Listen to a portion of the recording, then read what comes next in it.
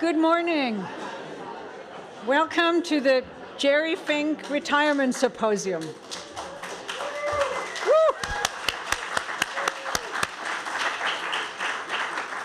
It's wonderful to see the room so packed, but I'm not surprised. We all know the lasting impact that Gerry has had on student, alumni, and fellow faculty here at Whitehead. And so many of you are here, and that is just so wonderful. Today we honor and celebrate Gerry's enormous influence on science, as well as the Whitehead Institute. The morning session will focus on talks from Fink Lab alumni from universities across the country. And you will notice those ribbons on the name tags of many of our presenters and guests. Those wearing them are Whitehead Institute alumni, many of whom have worked and studied in Gerry's lab. We are thrilled that you could return to Whitehead and mark this special occasion, sometimes with quite some difficulties, I know. And by you sharing the kind of work and research that Gerry has inspired is wonderful. Gerry has been a kind person and a leader to you and to all of us. In the afternoon, we will hear from friends and colleagues who grew up with Gerry, literally, or who worked with him, learned from him, or simply enjoyed his intellect. I welcome you warmly and thank you for making the journey to be part of this celebration of a very special person. Just recently, Gerry completed a book illustrating the establishment, growth, and accomplishment of the Whitehead Institute. And copies of the book, quite a few signed as well, fresh from MIT Press, will be available for you. So today, we are also celebrating the history of the Whitehead Institute. As Gerry puts it in the title of his book, the concept of the Whitehead Institute was a radical experiment. Jack Whitehead and David Baltimore envisioned the Whitehead Institute as a freestanding, independent research institute, creating an environment where scientists could explore their research ideas freely. While independently funded, all faculty members would also hold positions as faculty and professors at MIT. To overcome community skepticism regarding this experiment, Baltimore was eager to position the Institute on the scientific map by immediately recruiting highly successful scientists. He assembled what proved to be a truly impressive group of founding members. Harvey Lodish and Bob Weinberg, who had already been faculty in the biology department at MIT. Gerry Fink was recruited from Cornell, where he was already a renowned geneticist. And he was recruited in 1982, and then Rudolf Jenisch was recruited in 1984 from the University of Hamburg. Together, they formed what was to become and remains one of the most daring research institutes in the world. That's at least what I think. As Gerry would say, they focused on the opening game. They committed to following wherever their science led them, to take risks and looked for difficult, impactful questions. They blend disciplines and fields of study to solve complex problems that have advanced our understanding of biological systems and shed light on health and disease. Gerry, who succeeded David Baltimore as the Institute's second director from 1990 to 2001, embodied those commitments from the outset. Through his research and leadership, he has modeled and shaped the ethos of Whitehead Institute, emphasizing courage, ingenuity, and inclusivity of thought. Gerry's 11 years as director were extraordinarily prolific. He developed a strategic plan that navigated the Institute through dramatic periods of change in biomedical research. There have been dramatic times before. His foresight and determination fostered the Institute's can-do mentality, embracing promising new ideas and testing them with scrutiny and reality. He mentored brilliant young scientists, whether members of his own lab, new faculty, or fellows, who later rose to the top of their profession. Gerry also led the charge in substantially providing the building with much-needed new laboratory space. Another of his crowning achievements was the creation of the Center for Genome Research. Gerry went before the Whitehead board and persuaded them to free funds to rent additional space to create the Whitehead MIT Human Genome Project under Eric Lander's leadership. Whitehead is proud to have contributed more than any other single institution to the project, and the center was the basis of the founding of the Broad Institute with Eric Lander as its founding director. Jerry's prolific research career is full of impactful discoveries. He pioneered the ability to transform yeast, developing it as a model system for genetics and leading to important advances in biotechnology. By teaching the yeast course at Cold Spring Harbor, he introduced many researchers to this versatile eukaryote as a complement to bacterial research. Through the course, Jerry contributed directly to the success of yeast as a model organism. Never satisfied with the known, Jerry identified and cloned genes that regulate many essential amino acid synthetic pathways.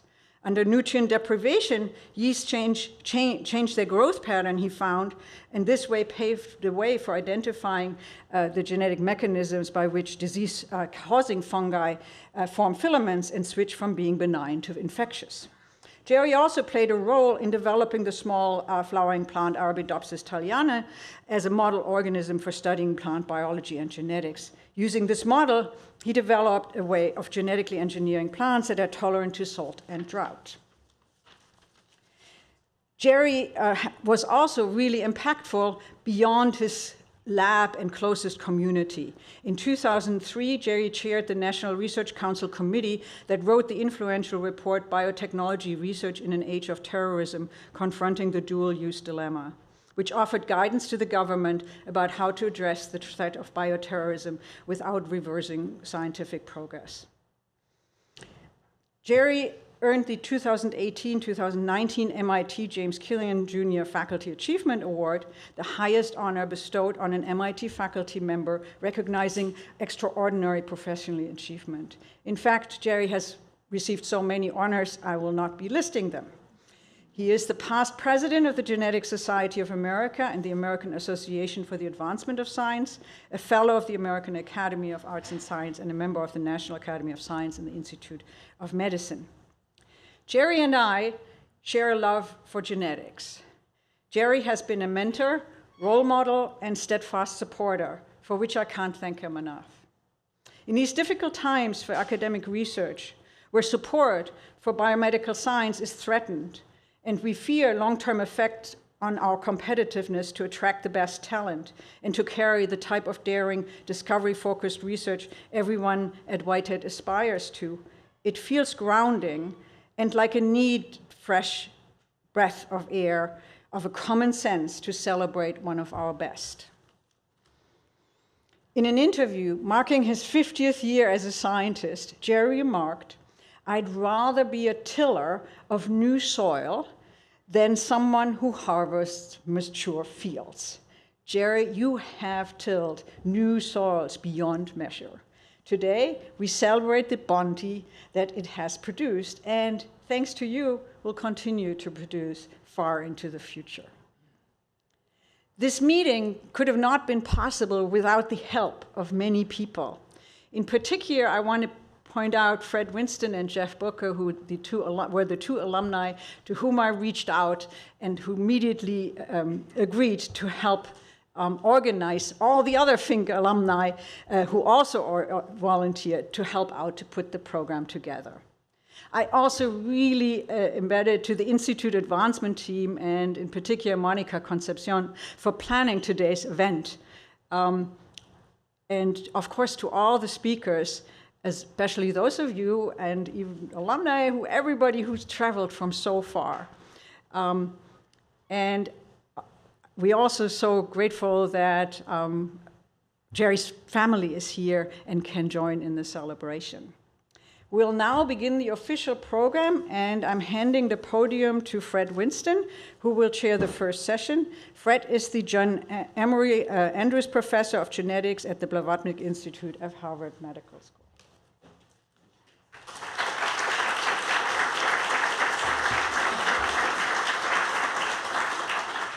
Good morning, everybody. As Ruth said, this morning we're going to have talks from alums from Jerry's lab. We'll have 4 talks in the first session, and I'm going to set the precedent of having very, very brief introductions. So our first speaker is Mariana Wolfner.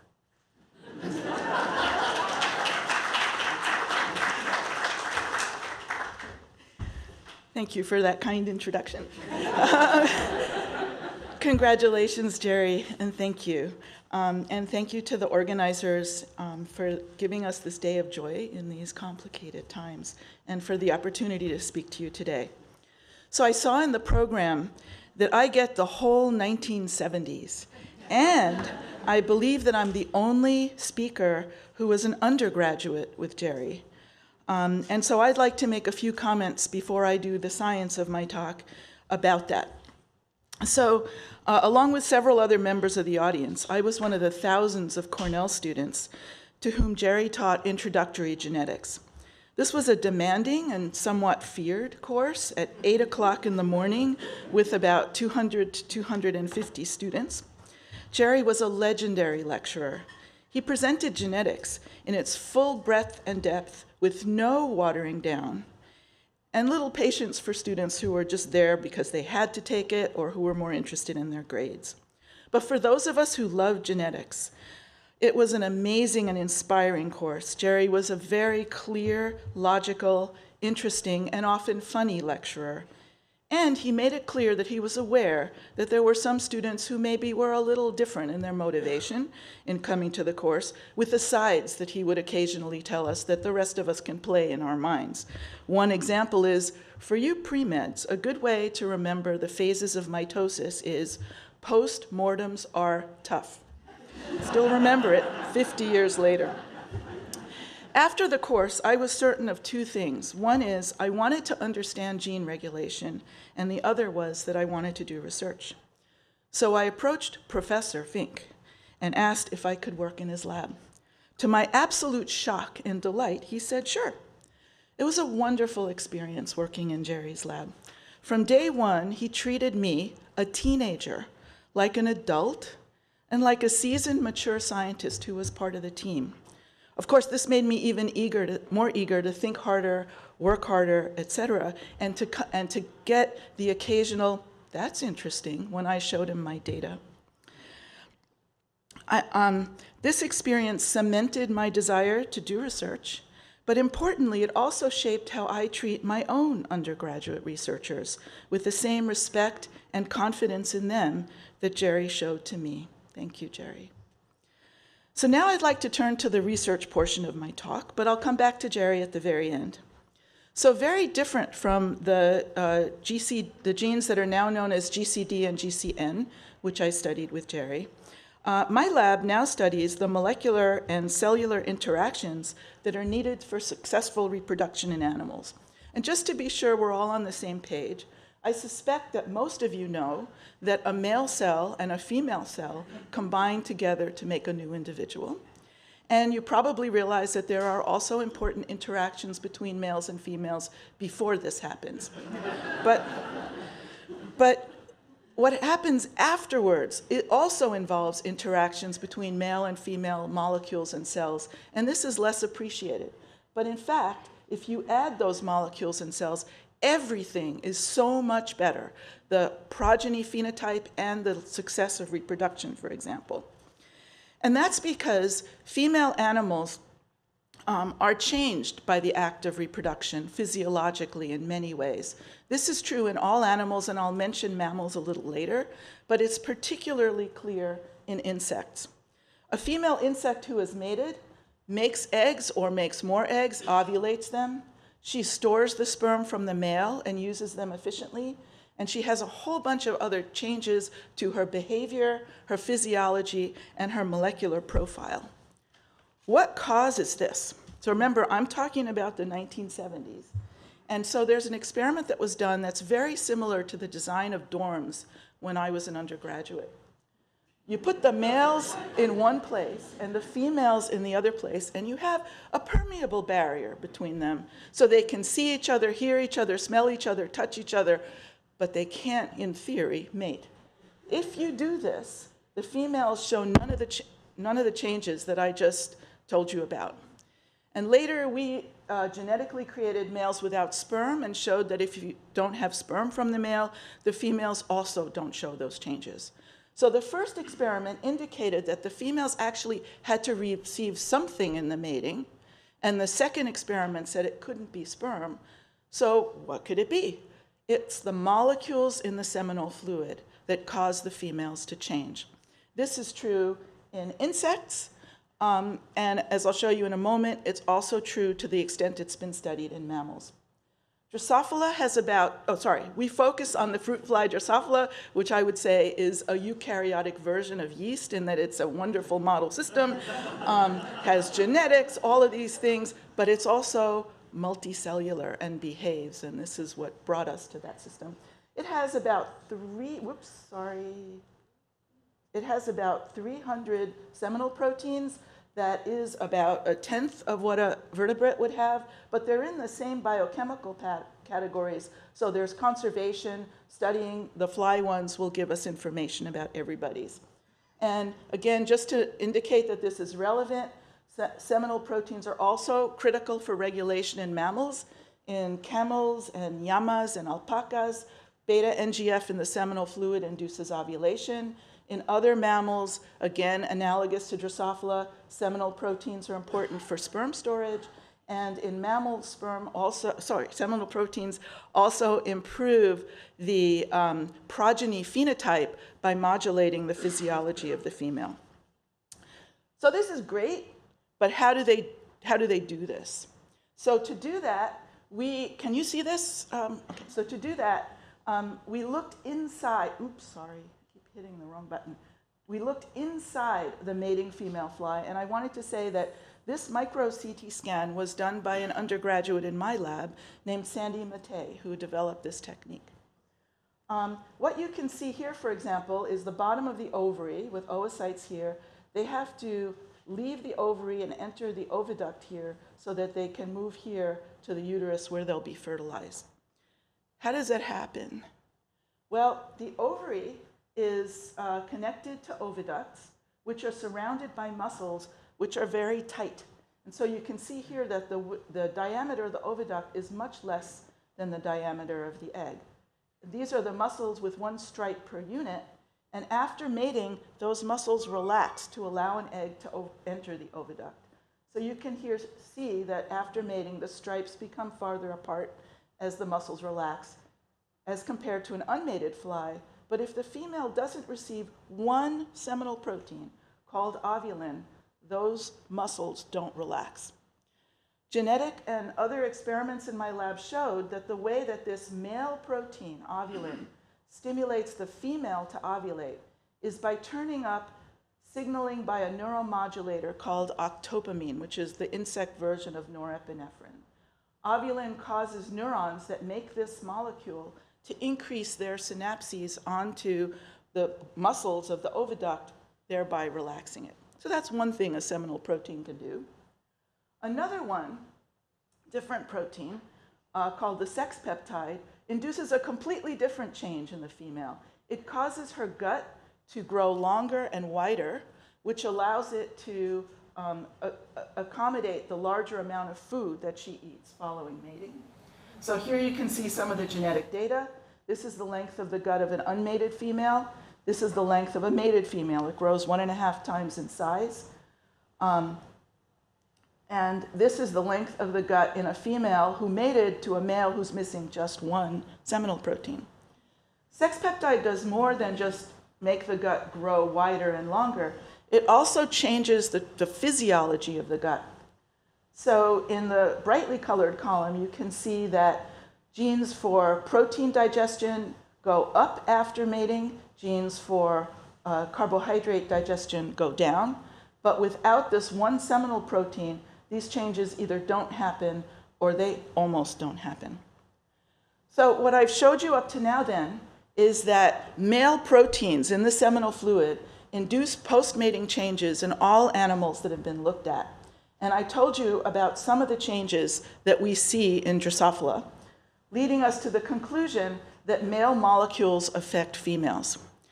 I'm going to end this part of the talk here, but say that during breaks or whatever, I'm happy to talk with you about how they do this, but also about the interesting evolutionary consequences of having a molecule made in one animal that influences the physiology and behavior of another animal. But I want to now give equal time to the female's effect on the male.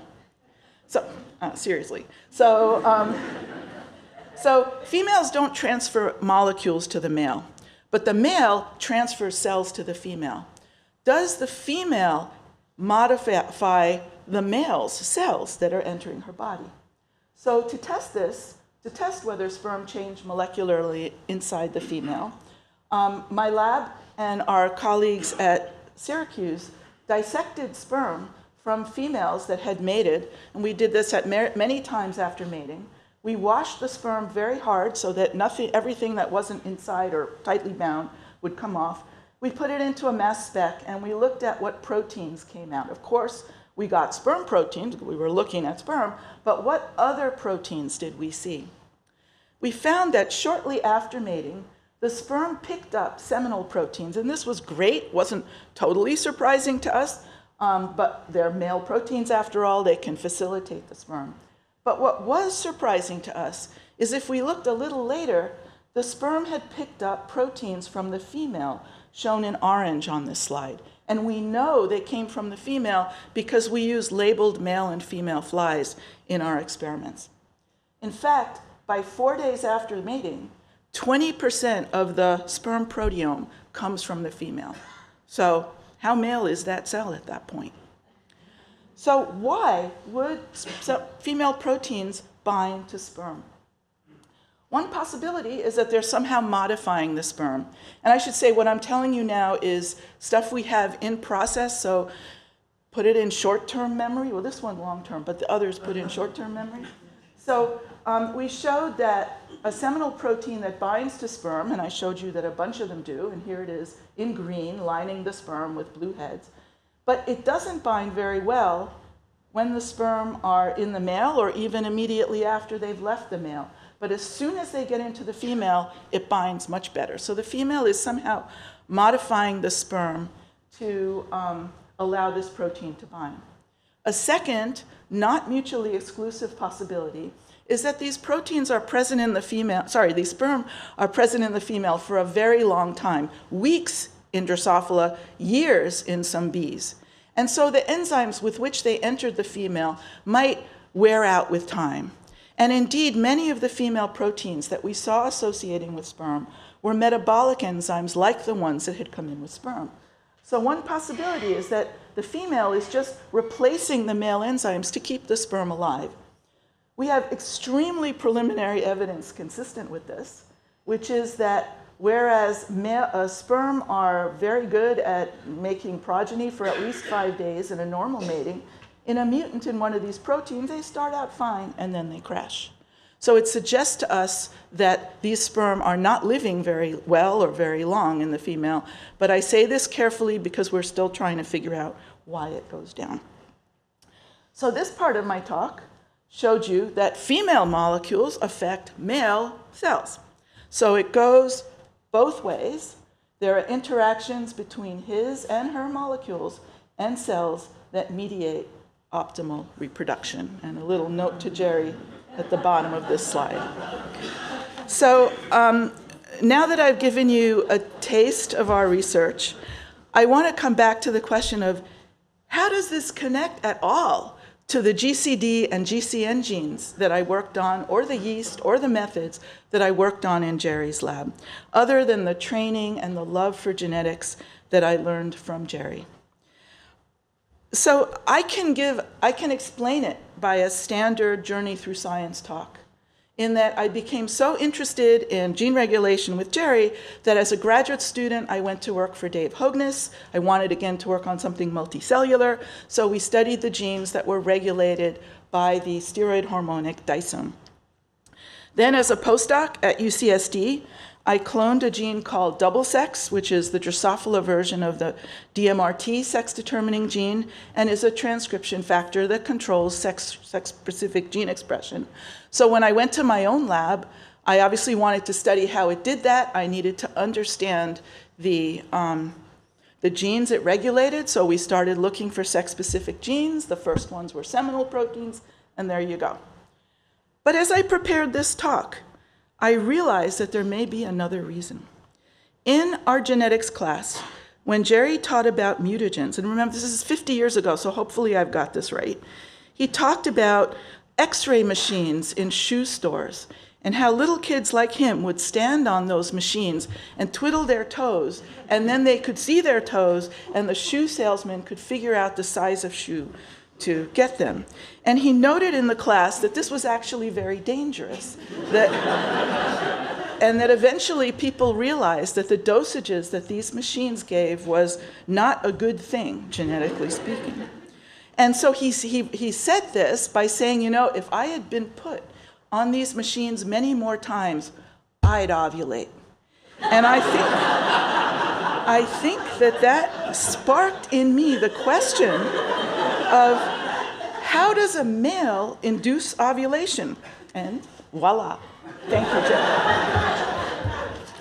Thank you.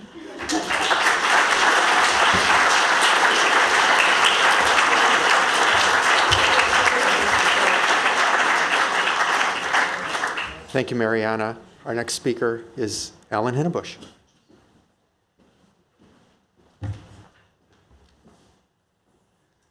Hello, everybody. I'm so happy to be standing in front of you today celebrating Jerry's amazing career. And I want to begin with a few reflections on growing up in the Fink Lab as a postdoc. This is a picture of Jerry with the late Fred Sherman a year before I joined the lab. And we know from Jerry's writings that one of the things that interested him the most as a young scientist is whether there were operons in eukaryotes, and he chose yeast as the organism in which to search for them. As a graduate student, he identified the His4 locus having 3 separate enzymatic activities, and then he steeped himself in the genetics of the His operon in a postdoc with Bruce Ames. After becoming a PI and inventing transformation, they cloned the His4 gene and sequenced it, only to find a single trifunctional polypeptide rather than an operon. However, in the meantime, Jerry had developed genetic selections for mutations that would dysregulate the His genes called AAS mutations that cause sensitivity to amino acid analog inhibitors that are uninducible, and those that are also oppositely constitutively derepressed, resistant to the histidine analog called TRA3 mutations. And in this seminal paper with Mariana Wolfner as a first author when she was an undergrad, as she just described the surprising observation that starvation for any one amino acid derepresses all of the biosynthetic pathways, and that this general amino acid control response is impaired by these mutations. So when I joined the lab, Jerry asked me to clone the histidine 1 gene so that we could compare its promoter region to those of His4 and His3 and TRP5 that had been cloned elsewhere for common regulatory sequences. I had a rocky start. I was working in the lab that invented transformation, and for the first month of my lab, in the lab, I only had a few miserable transformants to show for myself. Jerry never expressed the frustration he must have felt, just told me to keep on trying.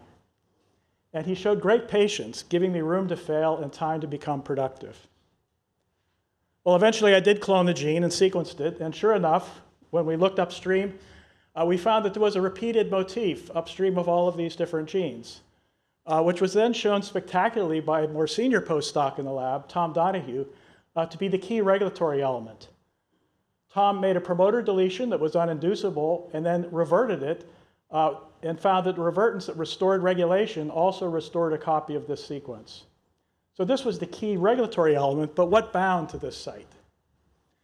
So Cora Stiles in Jerry's lab had been isolating new AAS mutations as suppressors of the TS phenotype of TRA3-1 and found that in 3 cases, the uninducible phenotype of these mutants were masked by TRA3-1.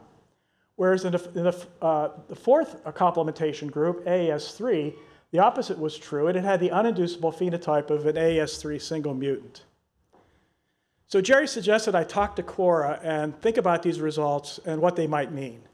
And I have to admit, it took me quite a while before I realized that all of these data could be explained by this general control pathway, where AAS3, which was later became known as GCN4, would be the direct positive regulator in the system, and the other AS genes, now called GCN1, 2, and 3, would act upstream by negative regulation of TRA3-1. So Jerry was so generous, gave me access to this unpublished data, and instead of just barging in and telling me what it meant, he gave me the time and the independence to think about it and earn my chops as a geneticist. After I was in the lab for about 2 years, Jerry said, I think you should work on the AAS genes in your own lab. And at the time, I felt like a privileged character. But then I realized later that allowing his postdocs to take their projects with them and flourish was Jerry's MO that was repeated over and over again with all of his different trainees. So after becoming a PI, we had discovered early on that these regulatory genes were controlling GCN4 at the translational level, and we were trying to figure out how these multiple upstream open reading frames would be orchestrating this control. And we had found that if we removed the first of these, UORF1, we had an uninducible phenotype, similar to AAS mutations. But if we removed 3 and 4, we got the opposite de-repressed phenotype.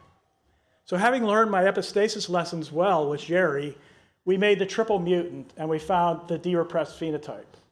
This time, it didn't take me any time at all to realize that what that meant was that this upstream open reading frame 1 was acting as a positive regulator indirectly by inhibiting the effect of these downstream ORFs on GCN4 translation.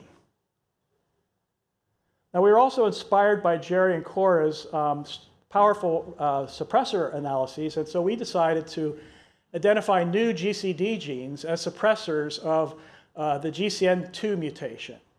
And having identified these genes, we then went on, cloned them, sequenced them, and did biochemistry.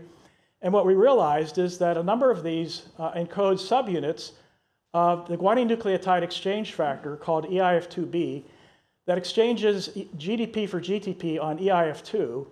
Others were subunits of EIF2 itself, which forms a ternary complex with the initiator tRNA in the first step of translation initiation. This was a key finding.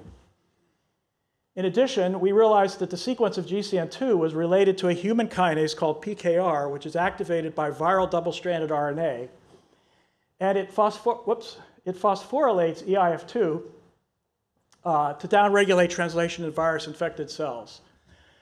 So we put all this together, and that's what emerged as the model for general amino acid control, translational control of GCN4. Whereas in amino acid-starved cells, the kinase GCN2 would be activated, phosphorylate EIF2, and that would downregulate the formation of this ternary complex. This could induce GCN4 because at the low levels of ternary complex, after ribosomes finished translating this first UORF, a number of them would skip over ORF4 before they would rebind ternary complex, and they could reinitiate a GCN4 instead, turning the G on. Whereas in non-starvation conditions, the high level of ternary complex would force all the ribosomes to be trapped at this inhibitory element, UORF4. So sometime later, this mechanism was extended to mammalian cells, partly by my former postdoc, Ron Weck, and independently by David Rahn, who discovered that another mammalian kinase called PERK is activated by unfolded proteins in the ER. And through the same mechanism, would induce the translation of transcription factor, ATF4 or ATF5, by exactly the same delayed reinitiation mechanism that we had worked out for GCN4 in yeast. So it's highly conserved throughout eukaryotes. And by now we know that this so-called integrated stress response, so-called because of different stresses or starvations activate different kinases, but all with the same output, underlies a number of brain disorders in humans, as you can see listed here. And in fact, my colleague Tom Dever at NIH has found that the human intellectual disability syndrome, called MIMO, is caused by a mutation in the EIF2 gamma subunit that has the same phenotype as the TRA31 mutation that Mariana discovered so many years ago. So I think it's clear that Jerry's pioneering work on the yeast general control, along with Mariana, was really foundational in the discovery of the mammalian ISR and implication in many diseases. So the question of how GCN2 is activated is still very much under investigation. I want to tell you about our recent results on this. So GCN2 is a large kinase, has a kinase domain in the middle that requires activation by flanking domains, in particular, one that's related to the enzyme histidyl tRNA synthetase that normally charges his tRNA. Had to be his, right? And so the idea was that in amino acid-starved cells, uncharged tRNA would accumulate, bind to this region, and that would activate the kinase domain. Activation also requires a C-terminal ribosome binding domain and a domain that interacts with an effector GCN1, which very recently has been shown in Daniel Wilson's lab to interact with collided ribosomes. We know this from a cryo-EM structure. So the idea was the GCN2 would be activated by uncharged tRNA in the A site of a leading ribosome at a hungry codon on a disome that was bound by GCN1. Now, independently, a number of other labs have demonstrated that GCN2 can be activated in mammalian cells under conditions where there is no uncharged tRNA. I won't go into the details, but it's been uncovered independently by a number of labs, and it's been shown to involve the so-called P-stalk of the ribosomal subunit and its interaction with this His-RS domain. So we were wondering, does this starvation-independent pathway also operate in budding yeast? So my postdoc, Reeta Prusty, approached this question by stalling all yeast ribosomes at termination codons. There would be an empty A site, there's no tRNA that decodes it, and by depleting elongation factor RF1, an essential protein. So ribosomes would be stalled without an uncharged tRNA, and what Reeta found is, in fact, that does activate EIF2 phosphorylation very effectively, as you can see here. It turns on GCN4, about to the same level that you see if you starve wild-type cells for an amino acid. So this starvation-dependent pathway does seem to operate in yeast. Reeta went on and showed that ERF depletion activates GCN4, the EIF2 alpha phosphorylation and GCN4 synthesis in wild-type cells, but not if they're lacking these other regulatory positive effectors, GCN1 and 20, as you can see here.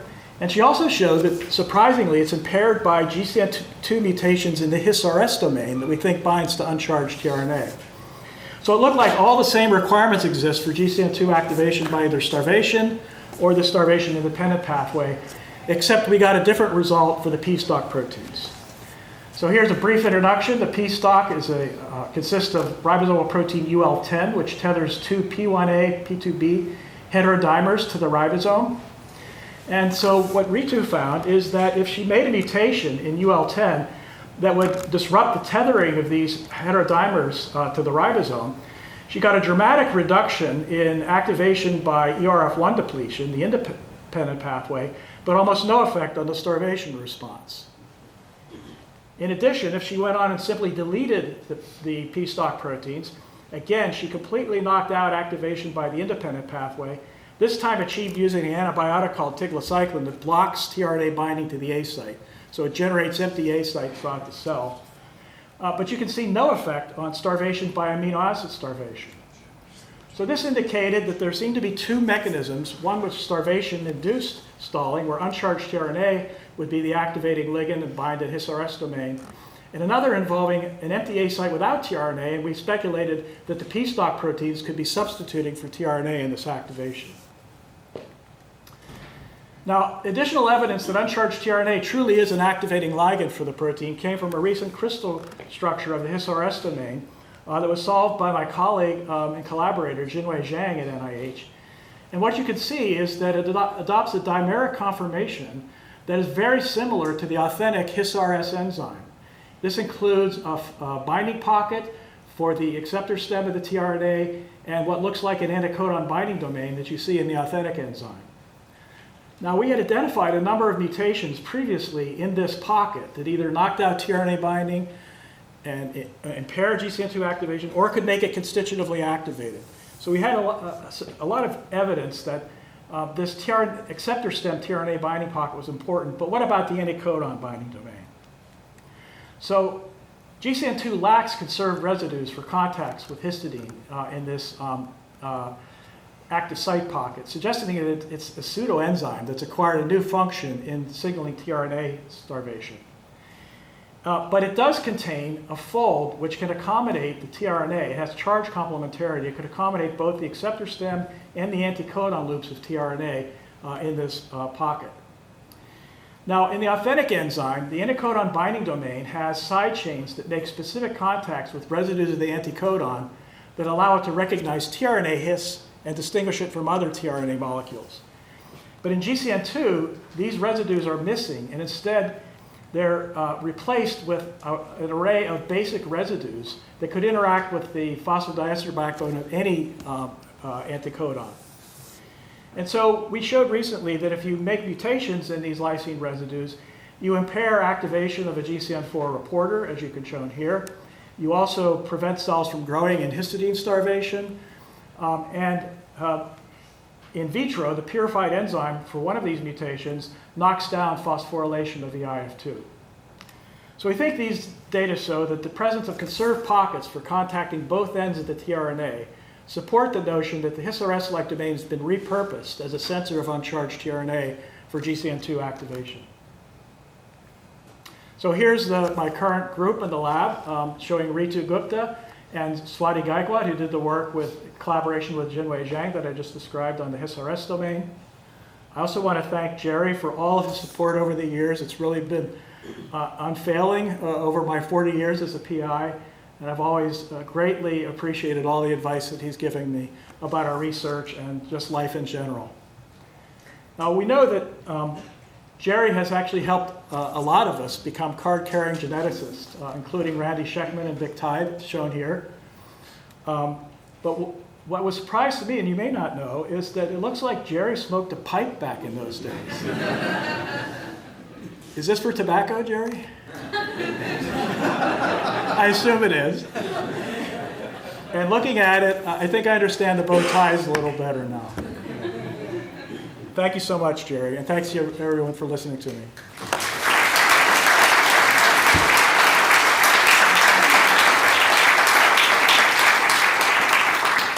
Thank you, Alan. Our next speaker is Bonnie Bartel.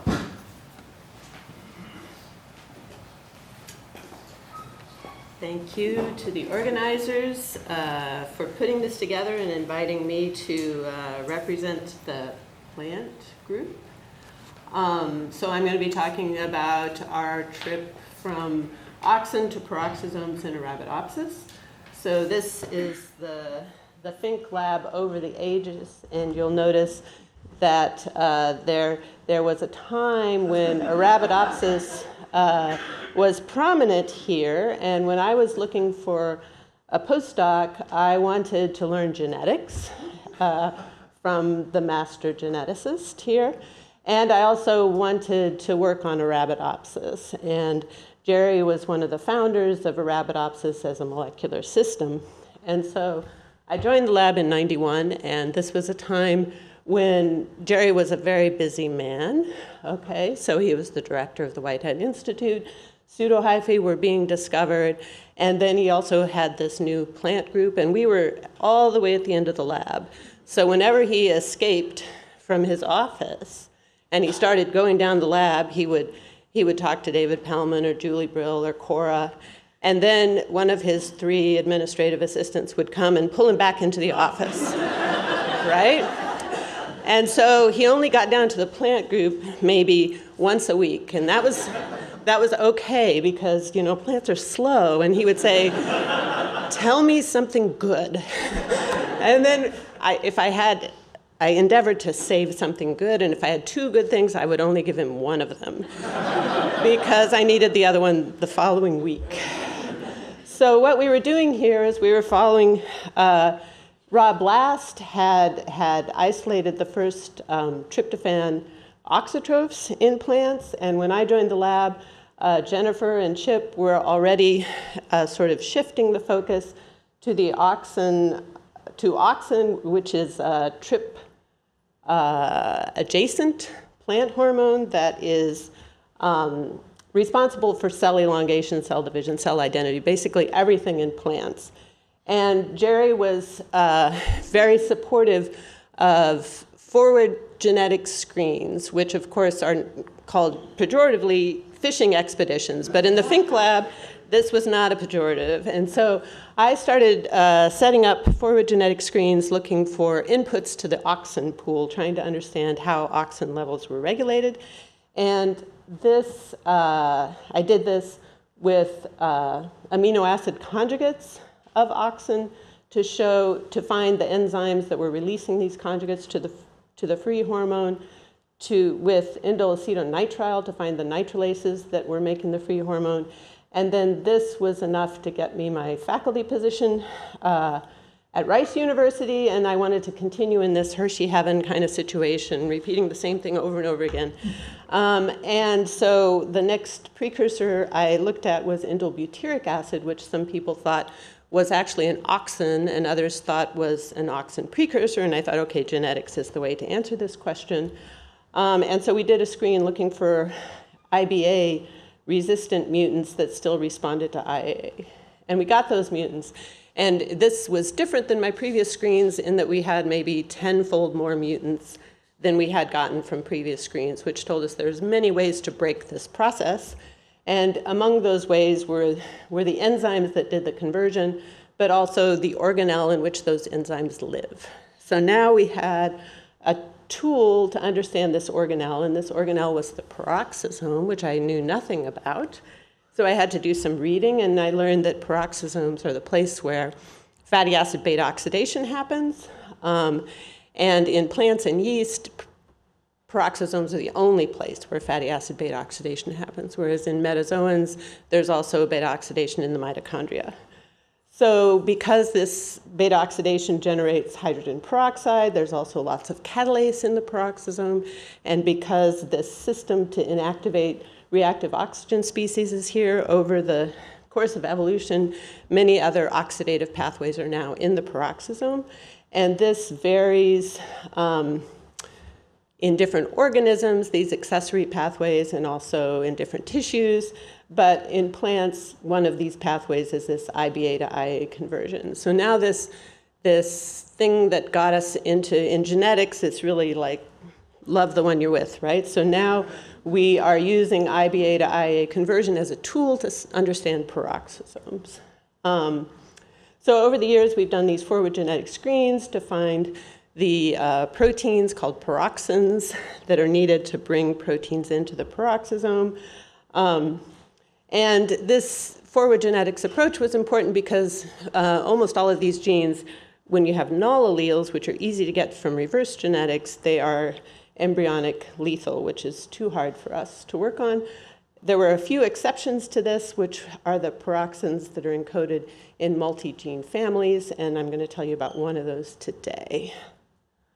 Okay, so it turns out, serendipitously really, that Arabidopsis is a great system for studying peroxisomes. And one of the reasons for this is that this IBA resistance I told you about, but there's other physiological defects when peroxisomes are broken. And one of these results from the fact that Arabidopsis, if peroxisomes are broken, they can't metabolize the fatty acids that are stored in the seeds. And so they can't develop following germination. And we can rescue that by providing them with an exogenous fixed carbon source like sucrose. So we see this sucrose dependence. And the second thing is, maybe less lights in the front would be good. Peroxisomes are really big in Arabidopsis when these lipids are being metabolized. And so you can see the scale bar here, but I've also put a little yeast cell here. So this is a yeast cell, 2 yeast cells with their peroxisomes marked with a green luminal marker. And if I make the scale bar the same, these yeast cells are here. And you can see that these peroxisomes in Arabidopsis during lipid mobilization are bigger than yeast cells. So you really can't use light microscopy to look inside peroxisomes in yeast. But in Arabidopsis here, when we look inside peroxisomes using this membrane reporter, we can see that there are these vesicles in the peroxisomes. They're not just bags of enzymes, but they have more complexity than that. So it turns out that there are many membrane shaping events in the life and death of a peroxisome, including the formation of these vesicles. So we wanted to look more at that, and this is a time lapse during development of these peroxisomes making these vesicles from the outer membrane, and then as that happens, they're getting smaller and smaller. So we decided to look at the role of PEX11 in this process, and PEX11 is a protein that did not come out of our mutant screens because there's 5 genes in Arabidopsis. But when CRISPR came along, we were able to go ahead and knock these genes out. And when we did this in various combinations and looked at their peroxisomes, we found that if we knocked out either PEX11A and PEX11B, or PEX11C, D, and E in these 2 different clades, we got similar phenotypes, which were these giant peroxisomes now. They were big before, and now they're enormous. So these peroxisomes are approaching 10 or 15 microns in diameter, that are lacking these internal vesicles. So that was interesting.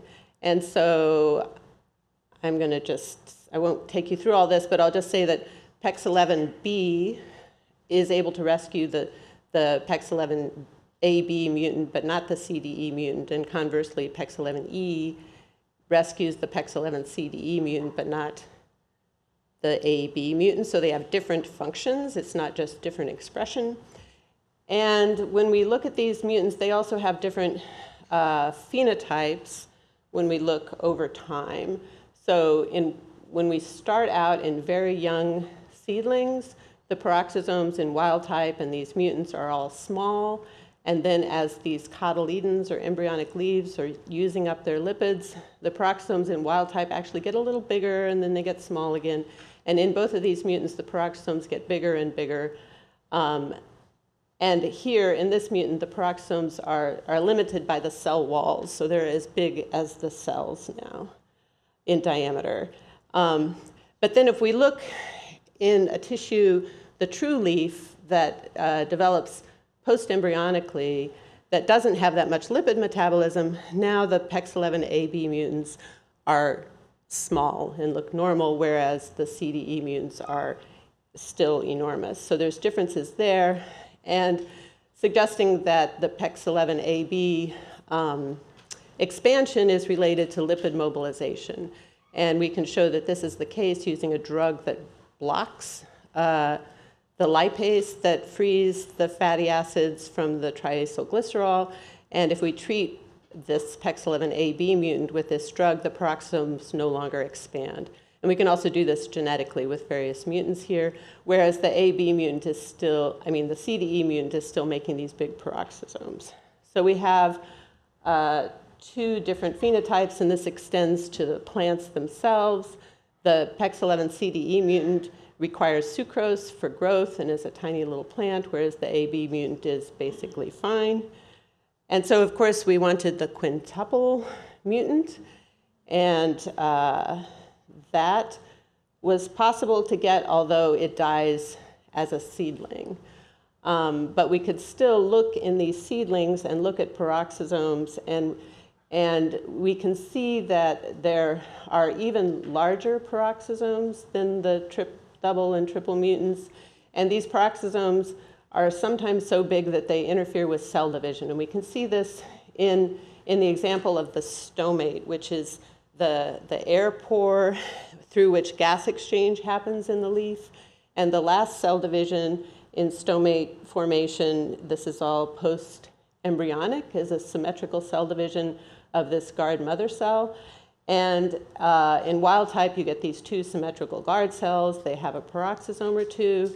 And in these lower order mutants, they have big peroxisomes. In this quintuple mutant, sometimes these peroxisomes are very big and the division happens. But if this peroxisome is ever oriented perpendicular to this plane of division, then this cell division doesn't happen. So these mutants are dead for a variety of reasons that we're still looking into. There's also a defect in import of luminal proteins into these peroxisomes. But you could ask, is this still an organelle if it's the size of the cell, actually? Is it doing what organelles need to do? Okay, so we think then that PEX11A and B are involved in this interluminal vesicle formation that results from lipid mobilization.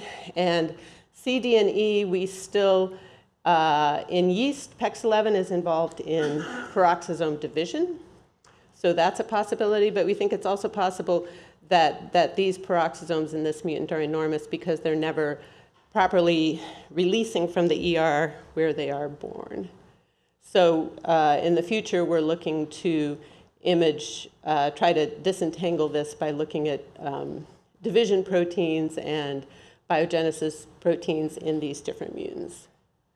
So I hope I've convinced you that the large size of Arabidopsis peroxisomes make them great for light microscopy, that we have these nice whole organism readouts of peroxisome function that have allowed us to get mutants and many of the players in building peroxisomes. And so I'd like to thank the people in the lab that did this work, Nathan Tharp, a graduate student, and Zach Wright, a former graduate student, Jerry for teaching me genetics and making me not afraid to go for the big fish, and also Jerry for assembling really wonderful groups of postdocs and students that then turn into lifelong colleagues and friends. So thank you so much.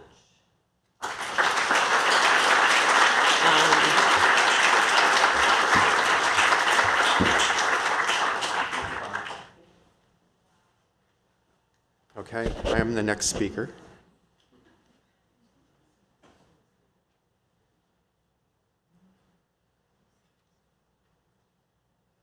Oh, great, thank you. Okay, so I'm really happy to be here. This is a wonderful event to see so many old friends and colleagues. And I just wanted to start by showing this picture, which you saw flashing by earlier. Unfortunately, Jerry's not in this picture. It was taken over across the street in Building 66.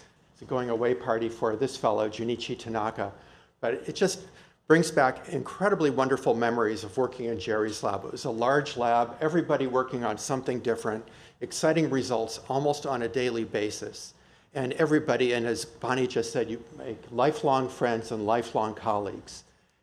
Many of the people in this picture are here today also, so you get to see how little we have visibly aged. That was not a joke. Okay, so what I want to talk about today is my first year as a postdoc in Jerry's lab and how that culminated in Jerry's incredible science gift to me, a mutant hunt, of course. Then I'll tell one recent story of work from our lab. I'll summarize a lot of the results. And then at the end, I want to come back to something else where Jerry had a big impact on me, and that is teaching.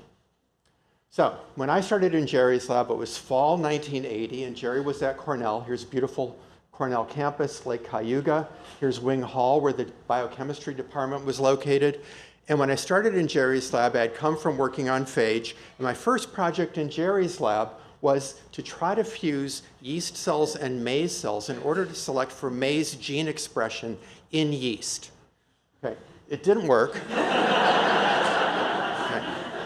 Realizing it was kind of a long shot, I started a second project as a backup, and that was to go back to something Jerry had worked on, the Salmonella his operon, put that in yeast, and try to get expression of downstream AUGs, and that didn't work either. Okay, so almost a year goes by. I had learned a lot of yeast genetics from everybody in the lab, from Cora, Jerry, everybody else in the lab, but I was a little concerned because postdocs then were 3 years. I was towards the end of my first year, so I went to Jerry and I said, I think I need a new project. And Jerry said, let's talk about a new project when we're at the Cold Spring Harbor yeast meeting, which was coming up in August of 1981. So Jerry and I had a meeting in the Cold Spring Harbor library while we were at the yeast meeting, and something happened to the title of that. Anyway, he bestowed upon me this project. Okay, as many of you know, the first transposable elements in yeast were discovered in Jerry's lab, and the first insertion mutations in Jerry's lab, no surprise, they were in front of the His4 gene, and they caused histidine oxytrophy. And Jerry suggested this project, what happens when we select for His plus suppressors. And this is what I have worked on ever since that meeting in 1981. Okay, a very long-term project. Moreover, we already knew it was going to work because a few people in the lab, Debbie Chaliff, Cora Stiles, Shirlene Roeder, had already shown that you could get His plus suppressors. So when we isolated them, we called the genes SPT mutations, and I will say at the time, we had no understanding of what we would find.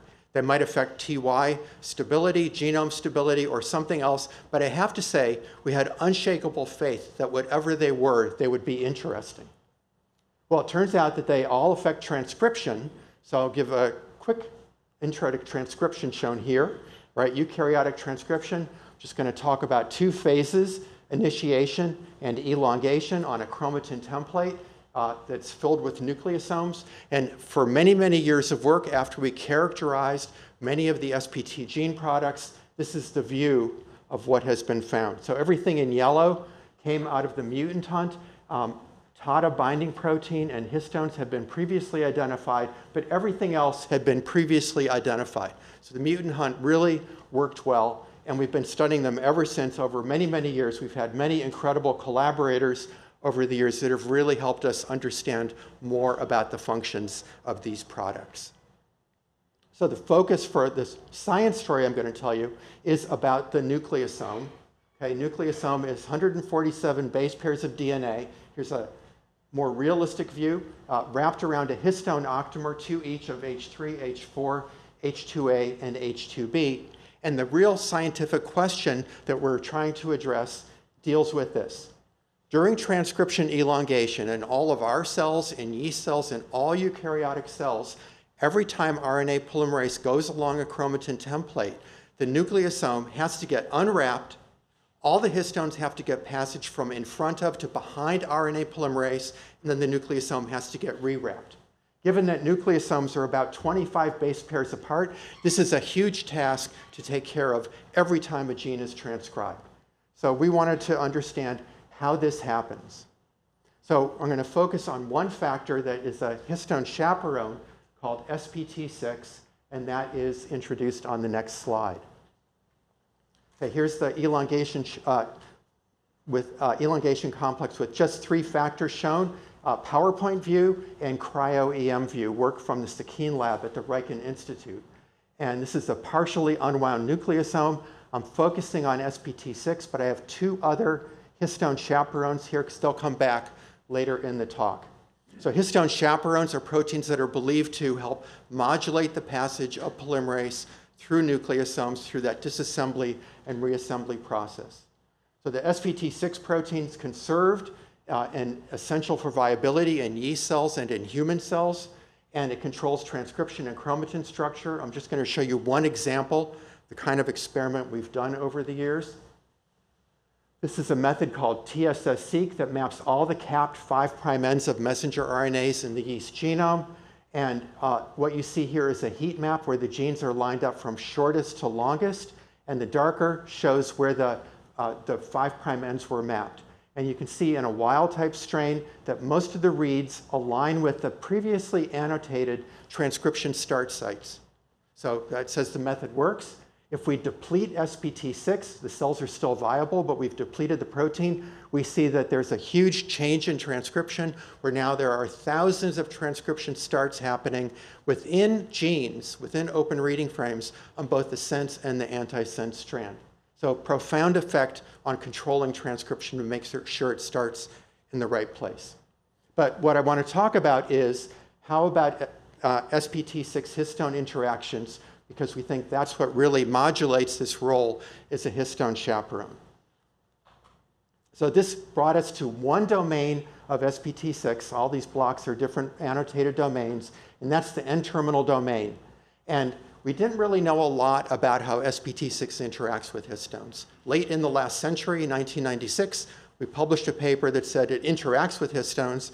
A more recent paper from the Fink Lab said it required the N-terminal domain, and that's what was known. Now, you might be thinking, I just showed you a cryo-EM structure. Doesn't that tell us anything?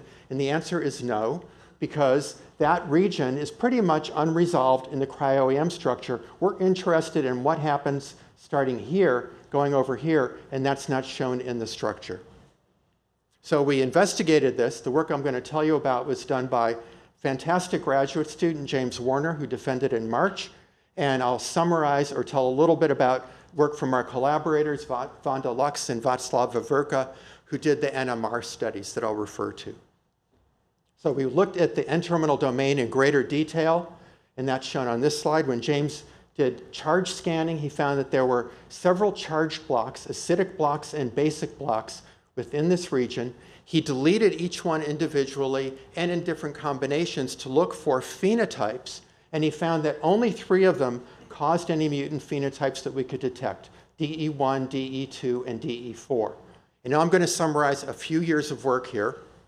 Okay? These are required for SPT6 to interact with histones in vivo.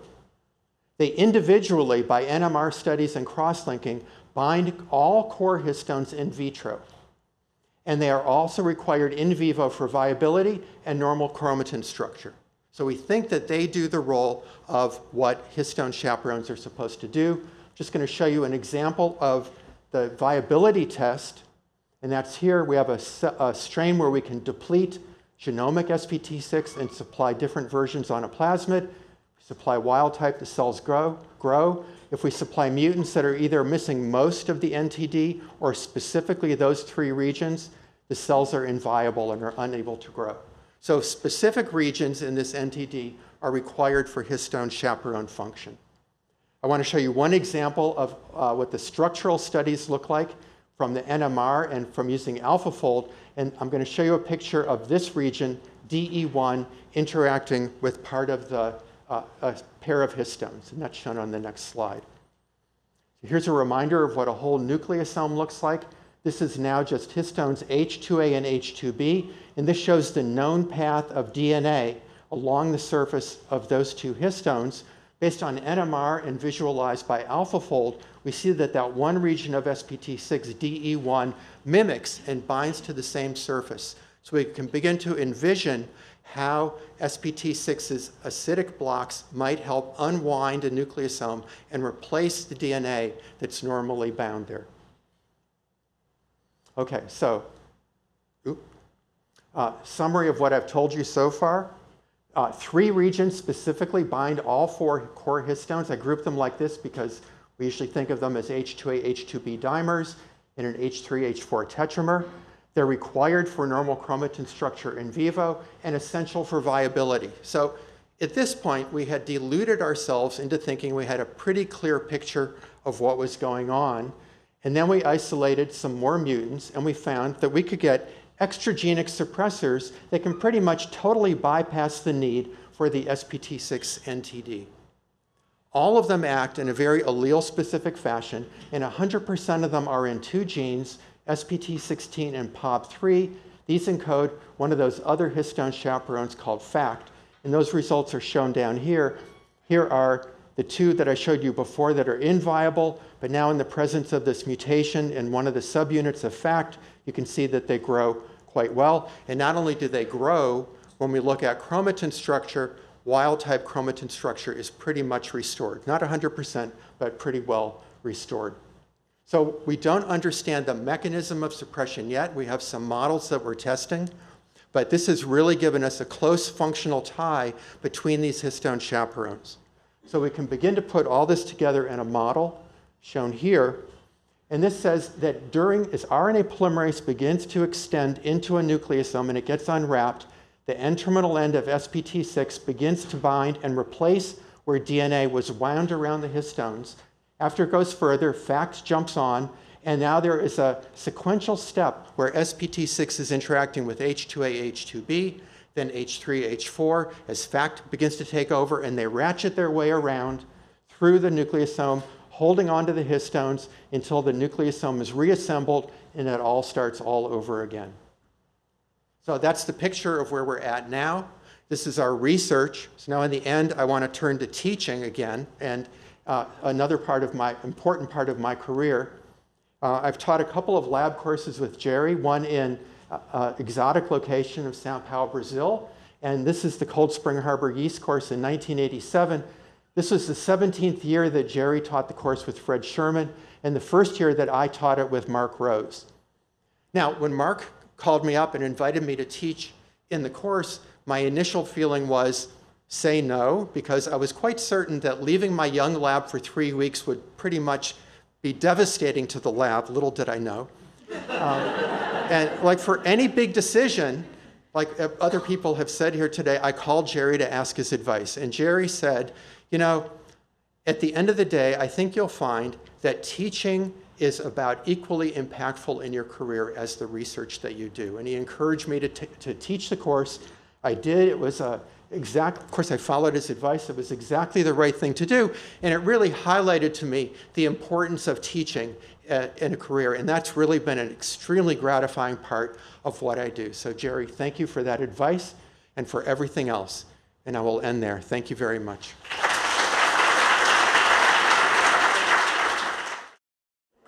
Our next speaker is Hiten Madhani. Welcome, Hiten.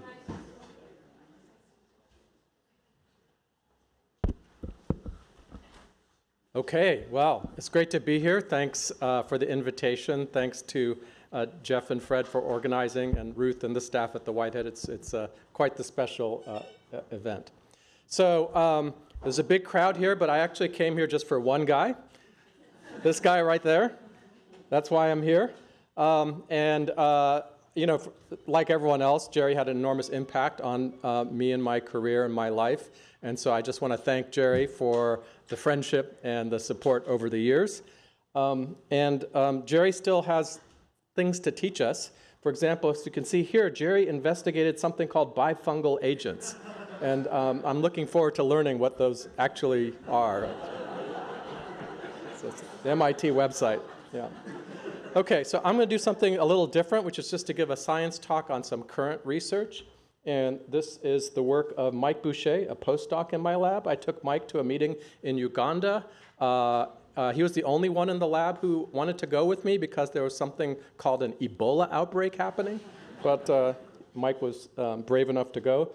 Outstanding postdoc. Mike is smiling now because his paper just got accepted to Cell, and more importantly, he just got a job, a faculty position, which has 100% salary coverage, and I can tell you about that if you're interested. Okay, so we work on a budding yeast called Cryptococcus neoformans that lies at the top of the WHO fungal priority pathogens list. Cryptococcus is at the top of this list because it's the most common cause of fungal meningitis. It causes 1 in 5 AIDS deaths because it infects people who are immunocompromised. It also infects about 1 in 100 transplant patients and gives them meningitis with a high mortality rate even in the US. Cryptococcus is a very distant relative of Saccharomyces cerevisiae. It's actually a basidiomycete, so it's in a different phylum. It's 600 million years diverged, and it's part of a subphylum that includes mushrooms. It's not a mushroom, but it's a budding yeast that can secrete a polysaccharide capsule. It's found worldwide in the soil in association with plants, and we all inhale it. But if you have CD4 T cells, you clear the infection, and you're basically fine. Okay, so how do we study this organism? So what we did over the last few years, more like almost a decade, is make a knockout collection. We did genetics. We did yeast genetics. And we attempted to knock out all 7,000 genes twice. And we ended up with a knockout collection of 4,328 gene deletion strains, which we made available to the community, just as Jerry would. Actually, one of my lab jobs when I was in Jerry's lab was to send out plasmids, and I had to save up my time and spend a day every month collecting the plasmids and sending them out to the field. And this, of course, is one of Jerry's big values, was sharing resources. Okay, so what do you do once you have mutants? You do screens. And so Mike developed a technique he calls KO-seq to do genetic screens. And he did over 140 independent genetic screens in replicate in pooled fashion. And he did this using a methodology related to transposon sequencing that he calls KO-seq. And Mike is actually is the most anal postdoc I've ever had. And he spent a year optimizing this methodology until he got a Pearson's R of 0.99, okay? So as a PI, it slightly drove me crazy, but in the end, you'll see it was worth it because you can get a lot of nice data. So Mike also was very thorough and decided to do every kind of screen he could think of. So these are all the conditions Mike used in his screens. And for each one of these conditions, he figured out what the liquid MIC was of the condition so he could do the screen at just the right dose of whatever it was. He also did put all these mutants into mice in pools of 500, 5 mice an experiment. 3 wasn't enough for him, and got a tremendous amount of high-quality data. Okay, so once you have data like this, you can cluster it and you can make a phenotypic map. So for almost 2,000 genes in the genome, we got a phenotype, at least one phenotype. And of course, what you can do now is compute an autocorrelation matrix to ask what genes have the same phenotypes. So as a geneticist, you know if genes have the same phenotype, they should be in the same pathway. So one can generate then one of these heat maps. Perhaps you've seen one of these from Jonathan Weissman, who likes to do this kind of thing, where along the diagonal, you have these little red boxes, and these little red boxes are mutants that have correlated phenotypes. And we went through, and we didn't use AI. We actually manually annotated each one of these clusters based on homology and the literature. So having all this data in hand, one can then do experiments to generate hypotheses and test models. It's interesting, the timer is not going off here. It still says 15 minutes, so don't worry. Okay, so Mike developed, with help from Sanjita Banerjee, a staff scientist in the lab, and a postdoc, Meenakshi Joshi, 6 different follow-up stories that are all wrapped up into this one gigantic paper. I'm not going to go through all 6 stories, and I had to actually pick a couple to describe to Jerry, who again is my main audience member here. Okay, so here's the knockout strains, here are the screens, here's the landscape, and I'm going to talk about just two stories that I hope Jerry will find at least a little interesting. Okay, now it says 10 minutes. That's interesting. Okay, so the first gene, we called required for growth under host-like conditions. So this knockout grows fine under most conditions, but it fails to grow under 2 conditions. Tissue culture conditions, so DMEM, 37 degrees, 5% CO2, or in the mouse. In fact, this knockout is avirulent in the mouse, but it grows fine under every other condition, and I showed you all those conditions. The gene isn't generally not expressed, but under tissue culture conditions, it is induced substantially. And it encodes a mysterious protein. It has a signal peptide, a bunch of cysteines. It's a small protein. Has no homology to anything of known function in the database. It's basidiomycete specific. So, and the phenotype is quite specific. So, as perhaps Jerry would, we made agar plates. And these agar plates are made of tissue culture media. Who does that? Okay, so this is tissue culture media agar plates, and as you can see, the knockout doesn't grow under tissue culture conditions. You can complement it with the wild type allele. But if you change the conditions even a little bit, it grows just fine.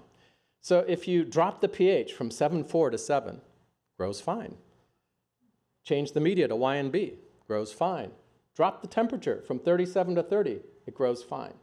So this mutant is defective in a very specific set of conditions that basically mimics the host conditions and explains why it doesn't do well in the mouse.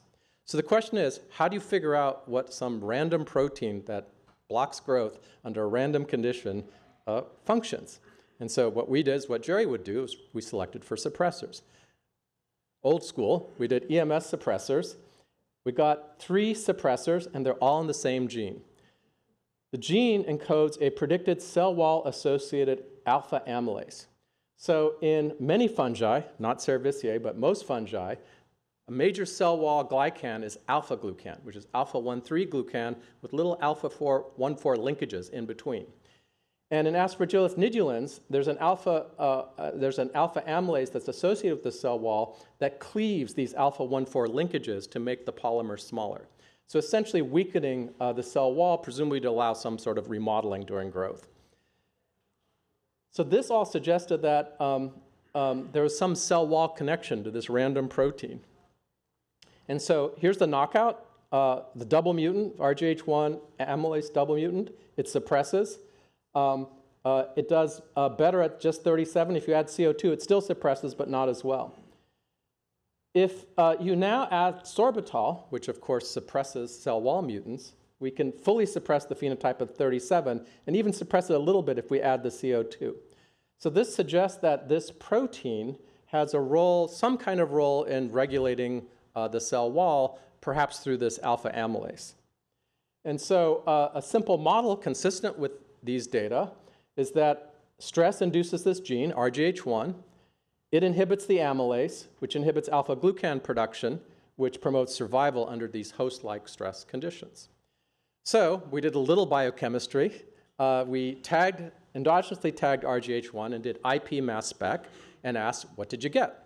And so the protein we expected RGH1 to associate with would be the amylase. We thought we'd get the amylase, and that would cement this model. Well, it turns out we didn't get the amylase. The protein most enriched when we IP RGH1 is actually alpha-glucan synthase, which is the thing that makes alpha-glucan as opposed to break it down. So that leads us to a working model, which is that we had it almost right, that RGH1 is actually promoting alpha-glucan production, but rather than directly inhibiting this amylase, which breaks down the cell wall, it somehow activates AGS1 through presumably a physical interaction to promote alpha-glucan's production, survival, and virulence. So this little genetic study with a little bit of biochemistry sprinkled in there has some implications for designing antifungal drugs because alpha-glucan synthesis is absolutely required for virulence and pathogenesis in this organism. Okay, so now I'm going to talk about a second story. And the second story relates to a vertebrate-specific pathway involved in DNA damage repair. So this is the problem with genetics. Jerry knows this. It puts you in random new places, and you have to learn new fields. So as I'm sure many of you know, double-strand breaks activate kinases, ATM and ATR being the famous kinases, that phosphorylate many substrates, including histones. And this leads to the activation of a variety of pathways, one of which is called the Rad9 pathway in Cerevisiae. So Rad9 is the first checkpoint mutant ever discovered by Lee Hartwell. And he really initiated the concept of cell cycle checkpoints. Rad9 activation arrests the cell cycle, so there's time to repair the damage. The human ortholog of Rad9 is called 53BP1 because it interacts with the tumor suppressor, P53. And 53BP1 has these vertebrate or human-specific functions that are not shared by the yeast orthologs. 53BP1 inhibits homology-dependent repair and actually promotes non-homologous end joining through a pathway called the Shieldin pathway. That's been a hot topic for the last decade or so. So 53BP1 acts hierarchically to activate RIF1, which activates the Shieldin complex, which then recruits the equivalent of a lagging strand polymerase, the CST Pol alpha complex. Shieldin is vertebrate specific. It has a conserved subunit called Rev7 that's conserved across evolution, but then it has 3 vertebrate specific proteins. So Shieldin is not even found in Drosophila or C. elegans, for example. And by promoting fill-in synthesis and preventing resection, it promotes non-homologous end joining by basically making DNA more double-stranded as opposed to single-stranded. Rev7 is part of a family called hormodomain proteins, which have many different partners. And hormodomain proteins bind their targets by extending a beta sheet and having the structure called a seatbelt that goes across the structure, shown here. So why in the world am I telling you about a vertebrate-specific pathway that doesn't even exist in Drosophila or C. elegans? Well, we got this result. We got a cluster from our big heat map that produced sensitivity to the double-strand break reagent agent zeaxanthin. And it contains 2 classic non-homologous end joining proteins, Cu70 and Cu80, and our 53BP1 ortholog, Rad9, and a novel protein that we call non-homologous end joining protein 1. So this is the kind of result that if you showed it to Jerry in the lab, he would say something slightly cryptic like, ho, ho, ho. Those of you who are in the lab know this, right? Okay. So we developed a yeast transformation assay to figure out whether these proteins were involved in non-homologous end joining. So the assay goes something like this. You transform Cryptococcus expressing Cas9 with a guide that cuts a gene, in this case AD2, and we co-transform a selectable marker, hygromycin resistance, either with homology arms to the target gene or without homology arms. If you don't have homology arms, the hygromycin resistance gene goes in by non-homologous end joining. It just gets ligated in. If you have homology arms, there's 2 options. You can go in by NHEJ, or you can do homology-dependent repair. So a simple yeast transformation assay for repair outcomes. So here's the data. So in the top row, it's with homology arms, okay, and you can get, again, NHEJ or HDR, and the bottom row is without homology arms. In wild type, you get colonies on your plate in both cases. In a Cu mutant, which is defective in non-homologous end joining, you get many fewer colonies. These are probably actually not real integrants. If you don't have homology, because Cu mutants are defective in non-homologous end joining. And of course, you can complement that with the wild type allele, one of the many things we learned from Jerry. What about our new mutants? The 53BP1 ortholog, same phenotype. Many fewer colonies if you don't have homology, can complement it with the wild type allele, and our completely novel protein that has no homology to anything in the database of no function, same phenotype, okay? So yeast transformation says, this is a new non-homologous end joining pathway. Is it at all related to the mammalian shieldin pathway? Well, when we did IP mass spec with this novel protein in the presence of zeaxanthin, the number one hit was Rev7, that conserved subunit of shieldin that's part of the shieldin complex. We also got RIF1, the adapter between 53BP1 and the rest of the complex. Moreover, AlphaFold says that NJF1 interacts with Rev7 with high confidence by extending a beta sheet, and there's a loop predicted that goes around the structure just like the classic seatbelt interaction. So even though there's no primary sequence homology of shieldin, as Jerry would say, if it walks like a duck, if it quacks like a duck, maybe it's a duck. Okay, so there's much more work to do. This is the human pathway, and I'm filling in a few details. For example, 53BP1 may act by controlling the breast cancer susceptibility genes that promote HDR. And this complex, again, inhibits resection and promotes fill-in synthesis. There's a lot of question marks here, but I will mention that Cryptococcus and other basidiomycetes actually have a BRCA2 ortholog. So it may be that these pathways that control susceptibility to breast cancer are more conserved than we think. And now we have a system to understand to understand why this pathway even exists. I'll mention that there are people in the field who really don't. It doesn't really make sense that this pathway exists. Why would you want to do end joining when you could do repair? It's a mystery. Okay, so the timer says 0. There are more stories I could talk about, but I'm not going to. And this is the lab. Again, this was really driven by Mike Boucher here, who's going to start his job soon. A lot of help from Sanjita Banerjee and Meenakshi Joshi. Great collaborators at UCSF. Funding from the NIH and a UCSF philanthropic program that we're very appreciative of. And I'll stop there and let's continue. Thank you.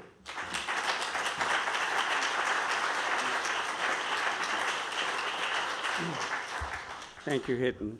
Our next speaker will be David Pellman. Okay, great. Thanks for the opportunity to thank Jerry for everything he's done for all of us. I'll speak for the crowd here, over many years. So today the theme of my talk is going to be molecular genetics with Trumpian caps for reasons that you'll see in a second. The reason is when I first joined the lab, I had an interesting experience with Jerry. I wrote a fellowship application, and I had completely drunk the Kool-Aid about the awesome power of genetics. So I trumpeted the awesome power throughout this whole grant application. And it came back, and every time I had trumpeted genetics, Jerry crossed it out and substituted molecular genetics. And I was quite taken aback, but eventually I got the message. It was that we're not just doing the, no matter how elegant the science of yesteryear, but we're going for something new and forging into new territory. So that had a profound influence on all of us. As I was, all of you, I think, know that Jerry was a professor at Cornell before coming to Whitehead. And when I was trying to put together this talk and sort of find a way to capture Jerry, I reread the wonderful tribute to another famous Cornell professor, Will Strunk, who wrote the concise gem on composition called The Elements of Style here. Now, the analogy between Jerry and Strunk is not perfect, but there are some interesting commonalities. So, like Jerry, apparently Strunk was funny, direct, highly opinionated, and rather picky about how the papers are composition should be written. And Jerry, like Strunk, was incredibly efficient at getting to the point, which leaves him extra time so that he can repeat his famous and common diktats and pearls of wisdom. And before getting into any science, I thought I'd just share some of Jerry's diktats. So this is an easy one. All you need is a good mutant. We're going for molecular genetics, but of course at the core is genetics. This is a deep one, actually. Don't study the mutant, use the mutant to study wild type. This has brought me back from the brink of an artificial and unphysiological line of experiment many times. And then this is about writing papers. No history, and the corollary is that writing a paper is not confession. This is the fisherman's take on how to deal with competitors. And then this one was oft repeated, but I never quite figured it out. I'm going to ask Jerry about that a little bit later. Okay, so I started working in the lab on transcription. I guess I was hoping to somehow follow Fred. And the project worked as far as it went, but I decided not to pursue it and to try to work on things related to cell division and genome stability. And at Jerry's suggestion, and I sort of focused on this result that had been done in the lab years before by Core Stiles. So in yeast, haploid, diploid, triploid, and tetraploid cells, if they're wild type, they grow fine. However, if they lack this gene called BIC1, the haploids and diploids are fine, but the triploids are almost dead, and the tetraploids are dead as a doornail. So I thought that was really interesting, because if you think about it, what better evidence could you have that polyploidy would change cell physiology? So I took that to my lab with Jerry generously gave us, and that started us off on an adventure to understand how polyploidy affects cell physiology, how it affects genome stability. We showed that it can promote tumorigenesis, and eventually led us to study how missegregation of intact chromosomes can lead to DNA damage. Okay, so it turns out that duplication of the whole genome, or tetraploidy, is a really common event. It happens in development. It happens in evolution across the tree of life. And it happens during the development of about 40% of all human tumors. So from the polyploidy project, we also started working on other catastrophic burst-like mutational events. And I'll just say a few words about one of them, called chromothripsis. So chromothripsis is a weird phenomenon discovered by Peter Campbell at the Sanger Institute from cancer genome sequencing. And what's unique about chromothripsis is that it looks like somebody blew up one or a few chromosomes and then stitched them all back together in random order and orientation to create a novel chromosome. And back in this paper in 2012, we proposed, based on indirect cell biological evidence, that the way that you would get massive rearrangement on only one or a few chromosomes would be if you physically isolated them in their own abnormal nuclear structure, such as these micronuclei, or later we showed chromosome bridges. And then you could damage them and let the damaged chromosome come back in a normal nucleus where it could be ligated and rearranged. So to test that more directly, we developed a technical approach that we playfully call look-seek, which allowed us to do long-term live cell imaging and combine it with isolation of cells of interest and single-cell whole genome sequencing are all mentioned now, also transcriptome sequencing. So we could make a micronucleus de novo, watch the nuclear envelope break as a surrogate for the acquisition of DNA damage, because it was known that sudden exposure of these chromosomes to the cytoplasm led to DNA damage.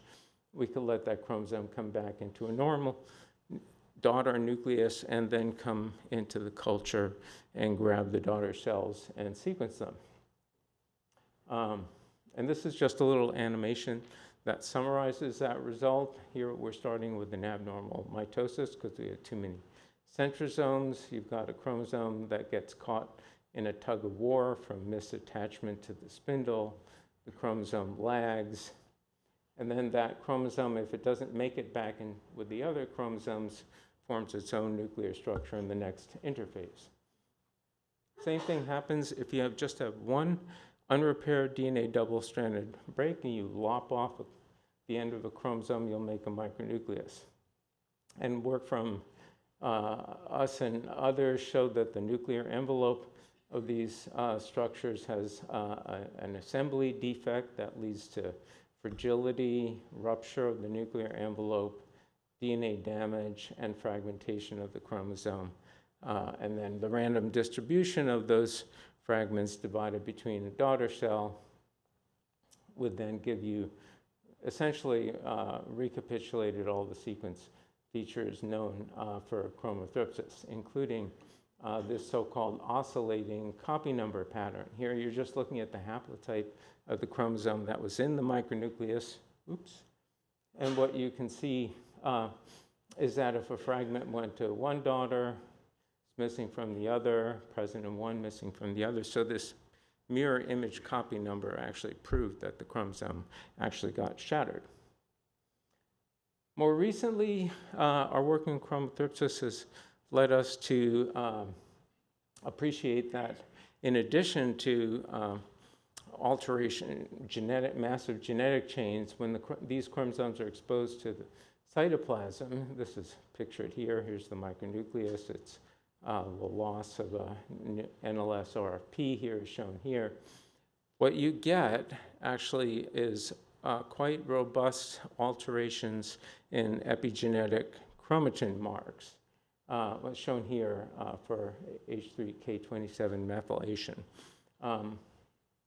And this is potentially of interest because although it's abundantly clear that evolution, including tumor evolution, can proceed by epigenetic mechanisms, what's not so clear is where the variation in epigenetic state that selection acts on actually comes from.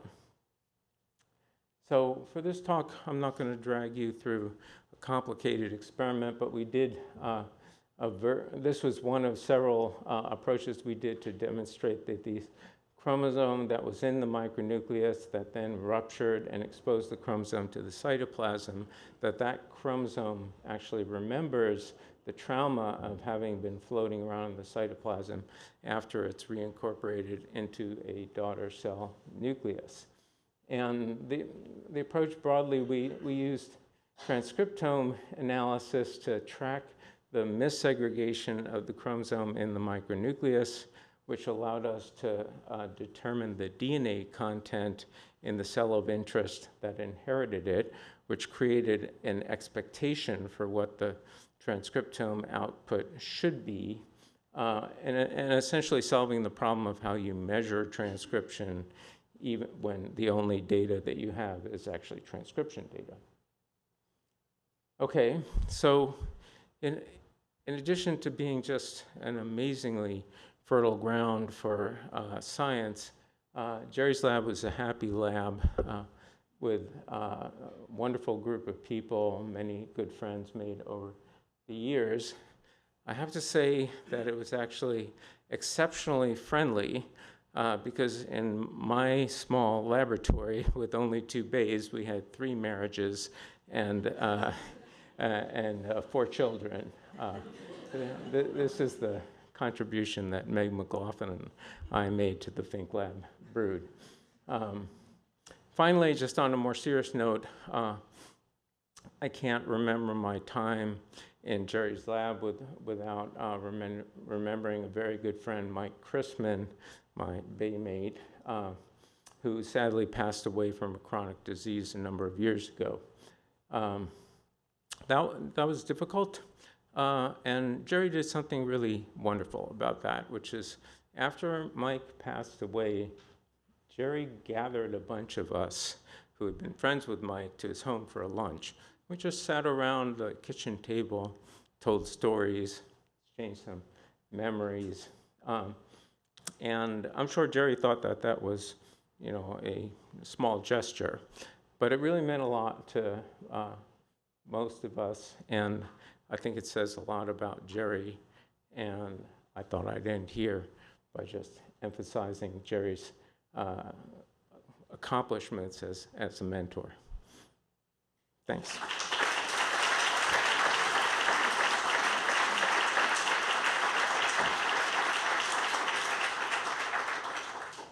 All right, I'd like to welcome our next speaker, Michael Lorenz.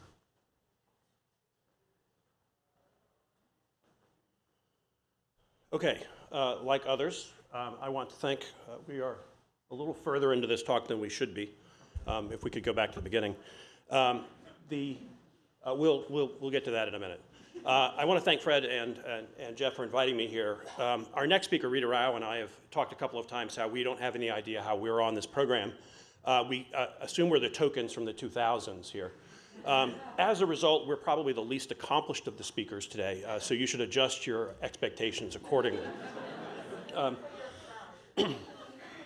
I'm sorry, Rita's telling me I shouldn't speak for her. Hiten a few minutes ago introduced you to Cryptococcus neoformans, and I'm going to introduce you in just a second to Candida albicans. And in the developing world where the HIV epidemic is not well controlled, crypto is certainly the most important fungal pathogen. In the developed world, it's Candida for the most part. It causes tens to hundreds of thousands of infections a year with a mortality rate of over 40%, a number that has not changed in 3 decades. And I'm going to show you how Jerry introduced me to this organism in just a second, but I looked through all the photos I had, and at the time I was in the lab, pre-cell phone cameras, I was terrible at taking pictures. I never did it. So I found exactly one picture of Jerry on my computer. It does have him wearing a signature bow tie with Bob at a Whitehead retreat, an event I always really enjoyed. But this is what Jerry showed me on the first day that I was here. And I know the date of it exactly for a reason that you can ask me about later, has nothing to do with science. But this is Candida albicans being phagocytosed by a mammalian macrophage.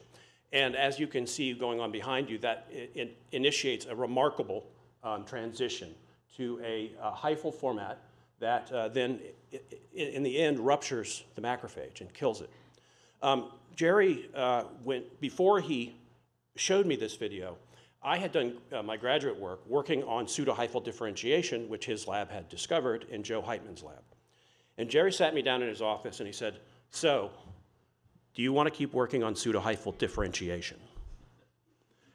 And that was a minefield of a question that I had a hard time answering. Because do I tell him no, that I didn't want to work on what his lab had discovered? And so I hemmed and hawed for about 10 minutes and saying, well, I had really enjoyed that project, and but I thought maybe I had other things to learn, and hoping that that was a good enough answer. And Jerry said, "Good answer," and then showed me this video. And at the end of this video, after we watched it a few times, he just asked one question. As we all know, Jerry was a genius at simplifying things. He said, "Do you think we can figure out how this works, how this happens?" And my answer to that was, after watching this grainy sort of video, was, I don't know, but I sure as hell like to try. And so this next video was taken in my lab by a student, and it shows the same thing, but it shows this cell over here turning green as a result of a GFP fusion to a gene that's induced after macrophage phagocytosis. This was perhaps not the deepest insight Jerry ever had, that there would be a transcriptional program that underlay this. But what he did was give me access to a technology that was brand new at the time, and that was microarrays. So we could look at this at a global, whole genome scale. The experiment we did was incredibly simple. We took Saccharomyces cerevisiae and we grew it in media, or we grew it in presence of a macrophage, and you can see the outstanding late 90s graphics here. And what we came up with was this. This is the TCA cycle, but the two highest induced genes after phagocytosis are these two here, the part of the glyoxylate cycle, isocitrate lyase and malate synthase. So this shunt of the TCA cycle allows microorganisms to grow on 2 carbon compounds as their sole carbon source. And so I looked at this, and I looked at this, and I looked at this, and there was no stress responses, there was no any of the things that I thought, no novel proteins. And I finally shuffled to Jerry's office and showed it to him. He looks at all this data, and he goes, well, I guess you know what you have to do. And this was unfortunate to me because I had been trying to get away from metabolism for my entire scientific career. As an undergraduate, I worked on enzyme biochemistry. As a grad student, I worked on the nitrogen-based regulation of differentiation.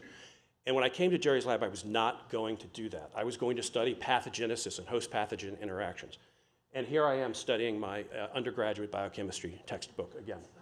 So we knocked this gene out, and it turns out that that was pretty consequential. So this is, again, old graphics, but the mutant of this gene, 2 different versions of it, doesn't kill mice. So this is a survival curve of mice injected through the tail vein. So this mimics the bloodstream disseminated candidiasis form. That somehow, and I will never know what part of Jerry's soul he had to sell to get this paper into Nature. But it did indeed get into Nature, and it got me a job, but for which I will be eternally grateful. But I was still convinced that a pathogen must be able to do something better than the model yeast that doesn't infect people. So at that time, the lab was dabbling in making our own microarrays, and Jerry had gotten somebody to give us a microarray printing robot. And I went to him and I said, can we make a Candida microarray? And we did. Jerry first asked me the question, how much is that going to cost? And I gave him what I thought was an absurd number. It was like going to be $75,000 or $80,000 to buy all the oligos we needed for that. And Jerry said, no, that's just out of the question. No, we can't do that. And the next day he found me in lab and says, get started. So he somehow found the resources to do that. This is not the prettiest array ever. But we were able to use it to understand what the Candida response to this was, which was metabolism. So everything on the right side of this pie chart, these are induced genes after Candida albicans is phagocytosed, is involved in carbon source utilization in some way. And so my lab worked on this for quite a while, and I understood how these metabolic pathways are really adaptations of a pathogen to living in an environment that is not as resource rich as you might think it is for this. And it wasn't until recently that we really had the technology to start looking at this side of this pie chart, which is about 100 genes that have no characterized homologs in any other species. Some are Candida specific, some are not, but have no functional knowledge of them. And it was here again that Jerry's lab helped. And Val McVeigh's published a CRISPR approach for Candida about 10 years ago, and that gave us the genetic tools to go and knock all of these out.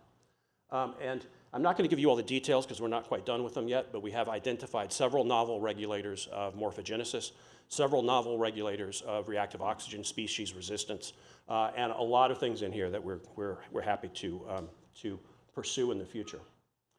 So in the last part of the talk, I wanted to tell you something about what I think is the most exciting thing going on in my lab right now, and that is a polymicrobial interaction that we've identified. And for a long time we studied host pathogen interactions, but we're now realizing that the interactions within the microbiota are just as important for determining disease progression. And I put this slide up here because I could spend a few minutes telling you all about why Candida albicans and Enterococcus faecalis are two interesting organisms to study together. At the end of that, from clinical data and microbiome data, you would believe me But it all actually boils down to this woman who has the lab next door to mine and is an enterococcal biologist. And so we started a collaboration with this. Danielle was trained by Rich Losick here at Harvard and then went to Fred Ausubel's lab at MGH, where she was one of the first people to use C. elegans, the nematode, as a model system for studying infectious diseases. I was pretty sure we could collaborate on this project because we had a previous collaboration on a mammalian genetic project that involved producing a couple of F1s. This F1 has a serious look because he's going to be a student, a freshman at the Daniel School of Business at Purdue in the fall. This one looks happy because her older brother is leaving.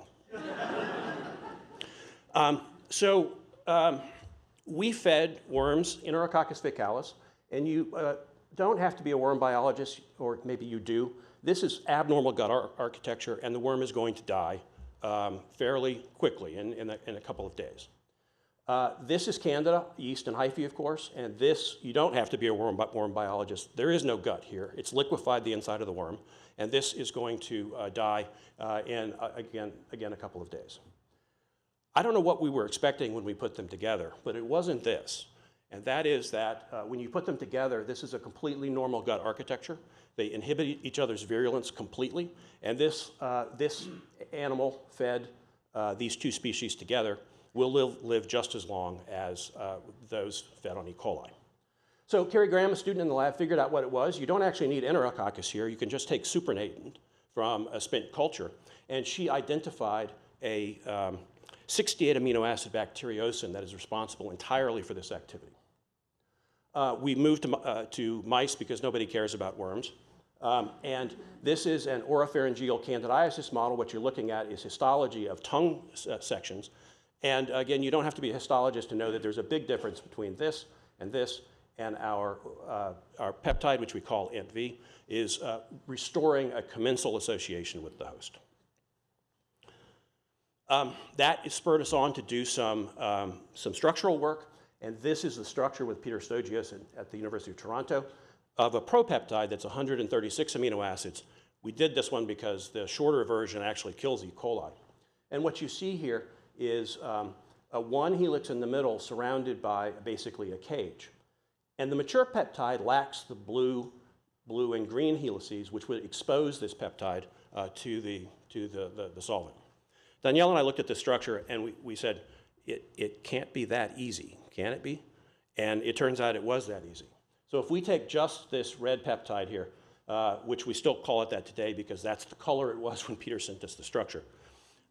This is, again, another oropharyngeal experiment. If you let the animals go, you have discernible fungal burden in the tongues. If you start treating from day 0, then that's driven down back to a commensal level. But if you take this set of mice and start treating at day 3, it also drives it down. So this is both a therapeutic and a prophylactic at least for OPC. Okay, one of the biggest problems for Candida infections is with catheterized patients who have venous catheters. We turned to our friend Dave Andes at the University of Wisconsin. He has a model using rats for this, and I think you can see here at very low concentrations, you're either sterile or pretty close to it in this. And again, this works both in a prophylactic and a therapeutic approach.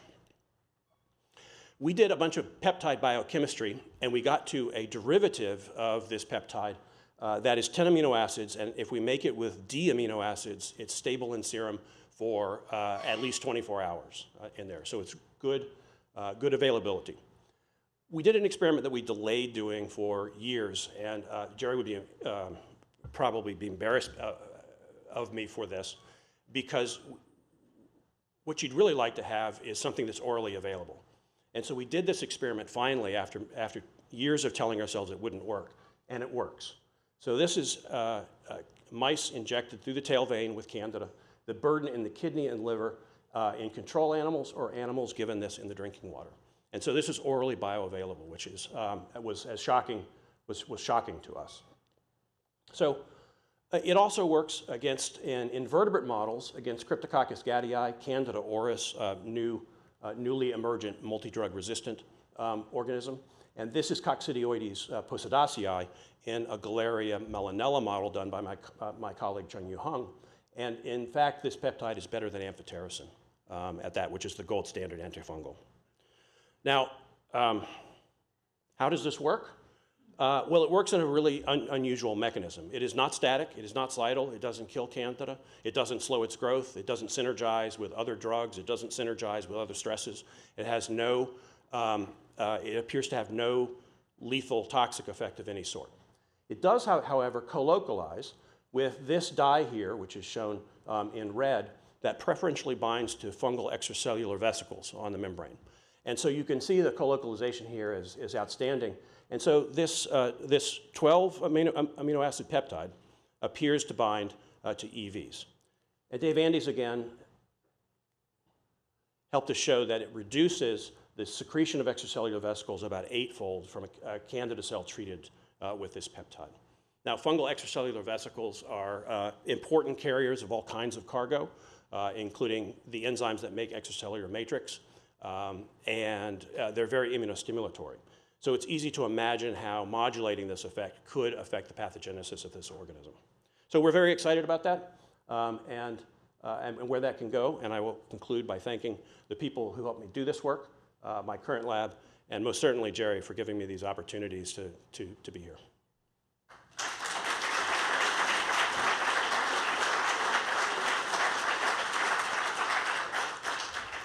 And now we'll hear from Reeta Prusty Rao. Welcome.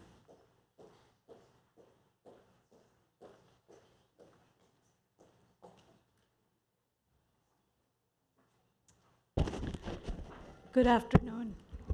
Too short for this.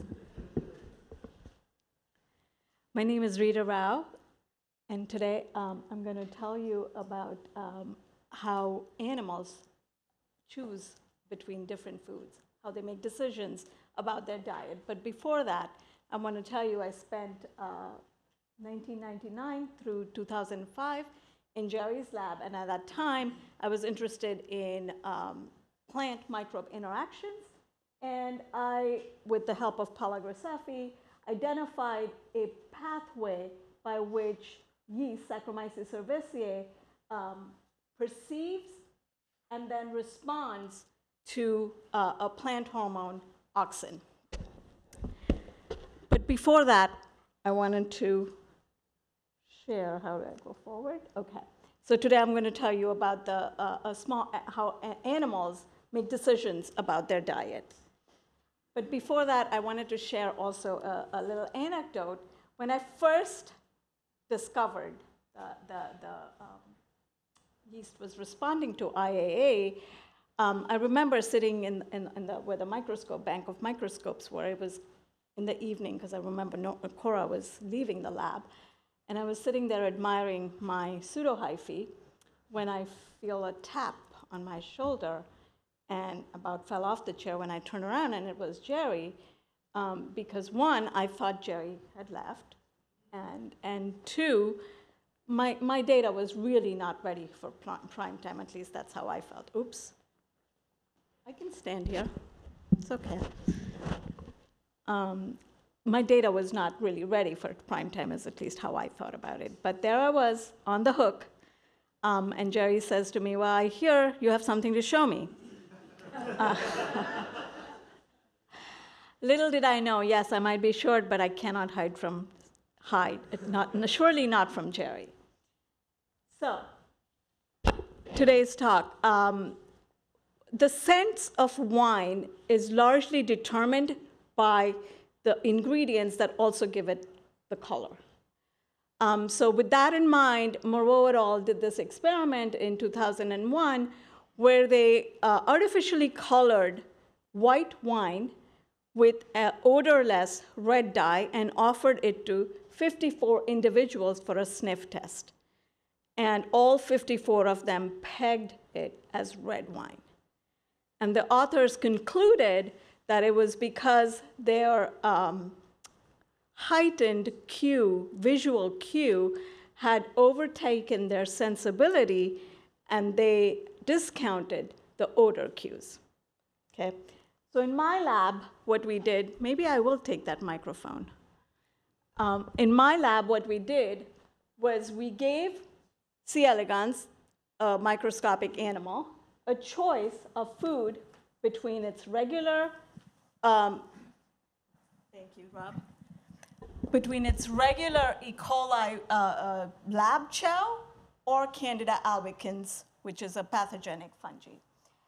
And very quickly, within 30 minutes, all the worms gravitated towards Candida albicans. Okay? I'm going to walk you through this experiment because you're going to see a lot of these graphs, and I want to make it easy for you to follow me. So normally, this is how we raise C. elegans in the lab, and then these are what we call a choice assay.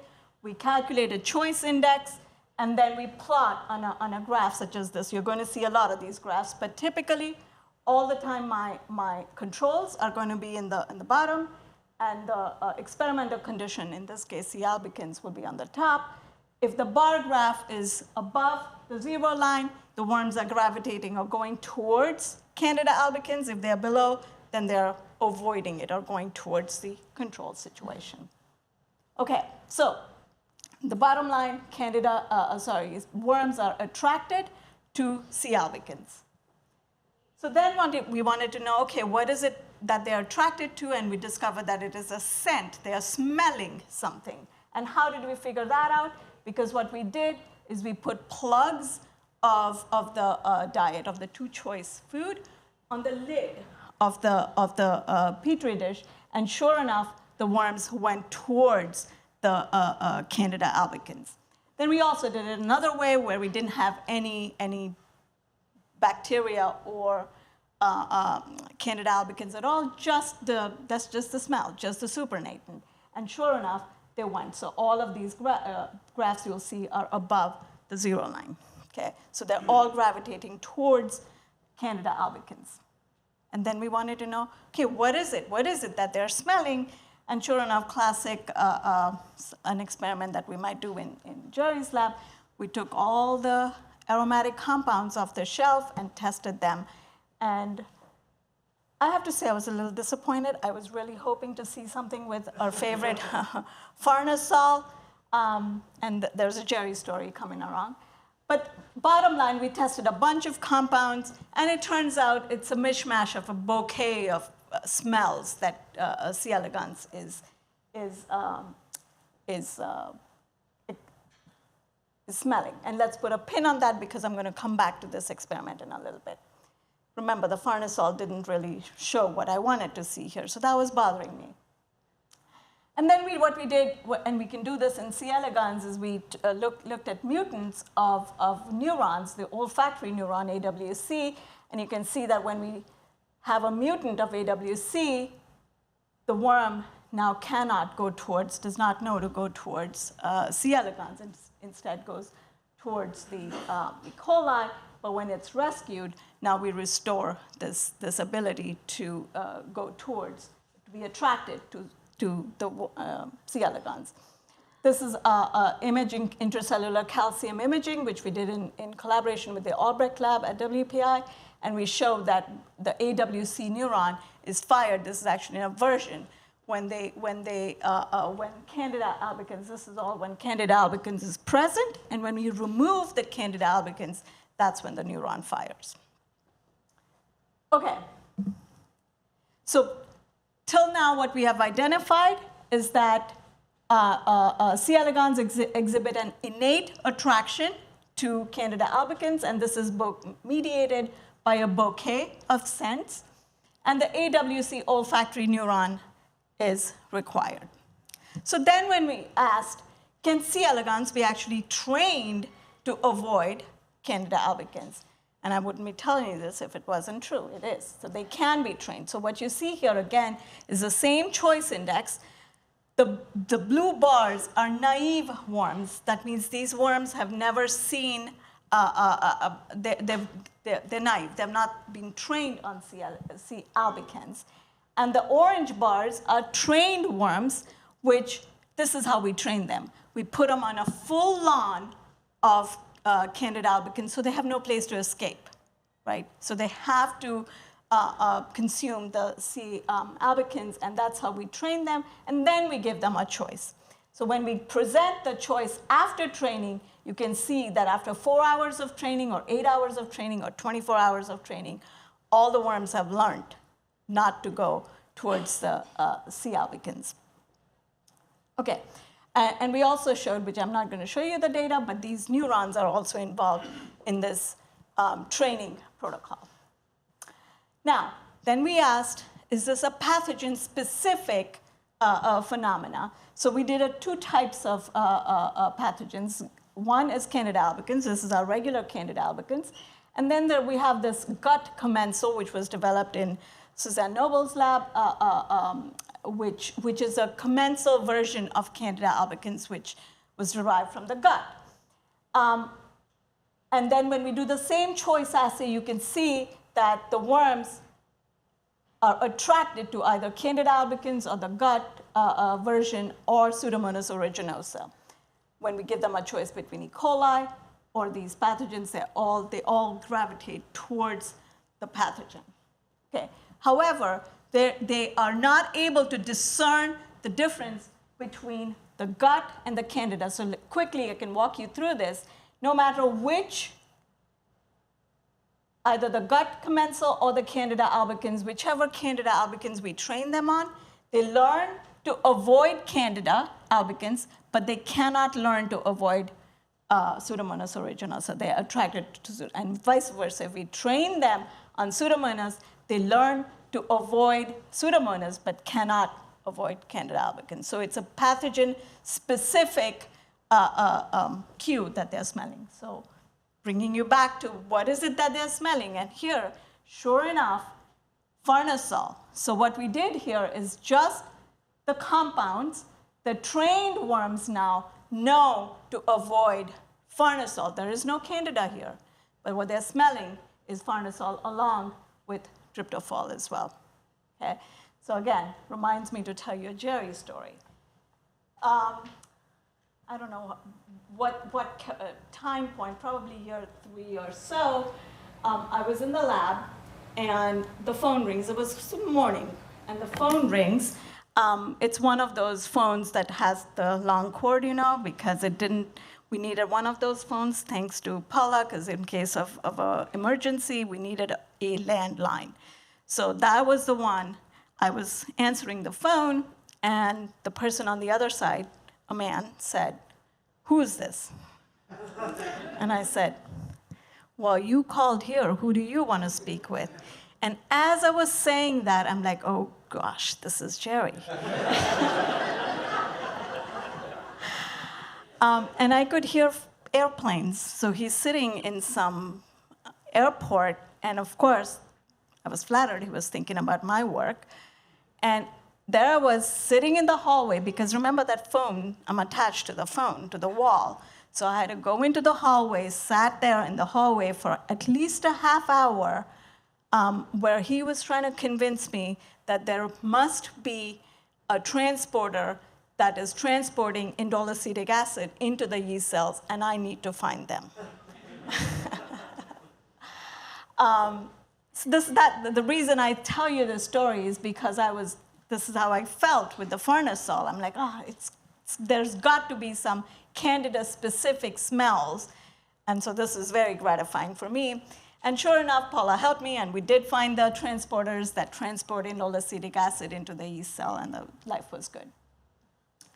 All right, so now for this learned behavior, however, we found that Candida albicans must be in contact with C. elegans for the worm to learn. And so you can see, so these two you've already seen, where you give them, you train them on Candida albicans and you give them a choice. Both of them learn to avoid Candida albicans. But now if you put Candida, you put them on a plate of E. coli, but you put the Candida albicans on the lid of the plate so they don't touch. They don't learn. In fact, they're confused. They don't really go towards Candida albicans because they're smelling Candida albicans, but they're not touching it, so they don't know. They're confused. So that led us to ask what is going on, and it turns out when Candida albicans is ingested by C. albicans, by the worms, there's a gut distension. Okay? You can see the red here, the gut is distended. This is just measuring how much the gut is distended. And what we can calculate is an occupancy assay. In other words, how fast are the worms leaving the patch of food. And you can see that within 12 hours, the worms have all left, whether it's the Candida albicans or the gut commensal version. Within 12 hours, they've all left and within 4 hours, 50% of them have left. But E. coli, they're just hanging around there because they are not sick. Their gut is not distended. And it turns out the TGF-beta, DAF7 is a TGF-beta signaling pathway ligand, which is also involved in chemosensory receptor expression, is involved in this process. So quickly again, it's the same sort of assay, but in this case, the worms are mutants, and compared to the wild type, they're being fed Candida albicans, and you can see that the gustatory neuron, the ASI neuron, is a gustatory neuron, which if that is mutated, the worms can't basically leave the plate because they can't smell the danger, if you will. So they don't leave, and they occupy, stay on the patch. Likewise, if you delete DAF7, also the worms don't know to leave the Candida patch, which is making them sick. Again, we looked at expression, and sure enough, DAF7 expression is elevated within 4 hours. Now, let me walk you through this one. What it is here is the DAF7, the protein, is at a basal level expressed in the ASI neurons, which is the gustatory neurons. But after exposure to Candida albicans, I think you can appreciate that the patch is now elongated. It's actually 2 spots, and this spot, the second spot maps to the ASJ neuron, a second sensory neuron, which and the first spot is ASI. So now the expression of DAF7 has moved from ASI to ASJ neurons. And then finally, we wanted to find which pathways are necessary for this learning behavior. It turns out the serotonin pathway is essential. You can see there are a bunch of mutants. What you're looking for here is a wild type where the naive worms are attracted to Candida albicans. The trained worms are leaving or aversive reaction. And you can see that the mutants in the serotonin pathway all behave unable to leave the worm, leave the patch. And this is the dopaminergic pathway. It looks similar, or it's no different from the wild type. So the serotonin pathway is involved in this response. Okay, so far what I've shown you then is Candida, C. elegans know how to sense novel food, and then they can learn to avoid these pathogens. They suffer an intestinal distension. This is mediated by serotonin, not dopamine. And the DAF7 is activated in the ASJ neurons, and that is how the worm learns to leave the patch. Okay? We took it a step further, and we showed that the learned avoidance behavior is now transgenerationally inherited. Okay? So what we are doing, the experiment, the way we do this is we train the worms on C. elegans, and then we put them on a regular diet of E. coli. So we take babies, eggs from these trained worms raised in E. coli. So these babies never saw Candida albicans, and then we do a choice assay, and even the babies. So here, this is the naive worms. They know to avoid. They go towards Candida albicans. The trained worms avoid Candida albicans. This is the F2 generation. The trained worms. These worms, remember, all of these worms actually have never seen Candida albicans. They were eggs in the parents of the worms that were exposed to Candida albicans. And so these 2 generations are said to be intergenerational because these eggs were actually present in the parents that experienced Candida albicans. And the germ line was present in the eggs that were exposed to the eggs that were in the parents that were exposed to Candida albicans. But these two, these are all, they've never seen Candida albicans, and it lasts for about 5 generations. In the 5th generation, it resets. And so we hypothesize that there must be some epigenetic mechanism by which this is the memory is being transferred. And sure enough, if we delete the Argonaute, PRG1 Argonaute pathway, we lose the inheritance, memory of inheritance. We hypothesize that there must be small RNAs that are mediated, and we're working to identify what these small RNAs will be in collaboration with Ollie Rando at UMass Chan. So what I've shown you today is now that the worms are attracted to novel foods. They learn to leave. There are 2 parts of the learning. One, learn to leave, and that is that they have to be in contact to leave. And then finally, they learn to avoid. That means they don't even have to see. They don't have to be in contact with the worms, but they can learn to avoid the pathogenic fungi. And this is mediated by, we think, by small RNAs. I wanted to thank Romina de Almeida, who's a postdoc in my lab. We're working with Ollie Rando to figure out what the nature of the small RNAs are. Dirk Albright did the calcium signaling with the neurons at WPI. Thank you very much.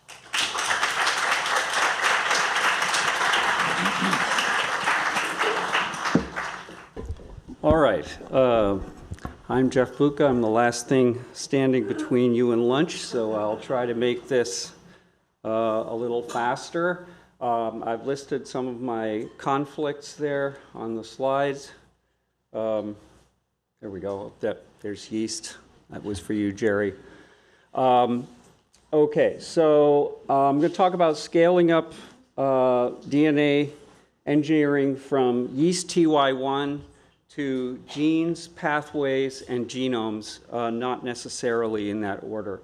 So this is TY1, the retrotransposon that we were able to launch, David Garfinkel and myself, during the 1982 to 1985 time period that we were there. I peppered in a bunch of Jerryisms as well.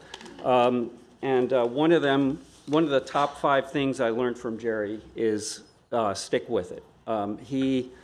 He was really strong on this, and keep going, you'll get there. And so that really was an important lesson and really helped me. And what you see over there on the left is actually a His plus revertant, a colony number 3, which ended up not only launching the TY element, but launching Dave and my careers, thanks to the same generosity that you've been hearing about over and over again when we took this project with us to our own labs. So do a cross. This was the answer to many, many questions that were brought to Jerry and often paid off big time. And this was one of my favorites. Studying the genetics of small colonies is like entering the valley of the shadow of death. Okay? I ignored this at my peril at one point, and thanks to genomics, I was able to, make a last-minute save. But it's a great saying. And then this is another favorite. You may not remember, but the yeast remember. We're talking about the genotype. People forget to write down the full genotype.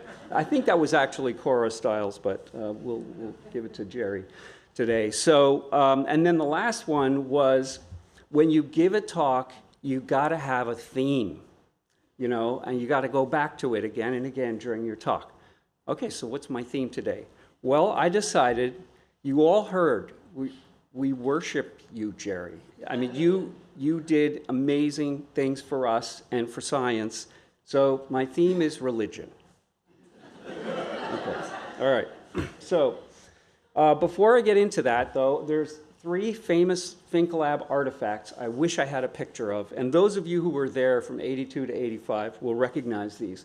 One was a lead weight bludgeoned with an axe by a former lab member that for some reason lived on as a weight for various things in the lab for decades afterwards. Very mysterious object. Then there was an X-ray film, remember those? That said, written in radioactive ink. Yes, exactly. And it said, "This guy can sequence." So Phil had surreptitiously in the middle of the night swapped the film out and put this, thing written in radioactive ink after Jerry had done his first, Maxim and Gilbert sequencing experiment. And then the HIS lunch lab meeting schedule. Okay, how many people went to HIS lunch? Okay, you know what I'm talking about. So I was desperate to find this. So I turned to the internet, I used some AI, and amazingly, HIS lunch lives on. Here it is, beef fajitas today, guys. Okay? All right. So this is a short summary of, I guess I would say, the second half of my career, when I decided that we were going to try to write the entire genome of Saccharomyces cerevisiae. We started with the wild type sequence, and we made many, many, many changes to it on a computer. We synthesized it from oligonucleotides, and we made 16 yeast strains, each with 1 synthetic chromosome and 15 native chromosomes, and we published a bunch of papers. And right now, we're at a very exciting time because just last week, we've now combined 9 of those synthetic chromosomes into 1 strain. And by June, we should have a strain that has 12 of the 16. And if you're to believe my team, my lab members, by the end of the summer, we should have all 16 chromosomes in 1 strain. So that's something we've been looking forward to for a long time. But as Yogi Berra said, making predictions can be difficult, especially about the future. So maybe it'll take a little longer. All right, in the meantime, we've taken on rewriting segments of the mouse genome. And so our new yeast is the mouse embryonic stem cell.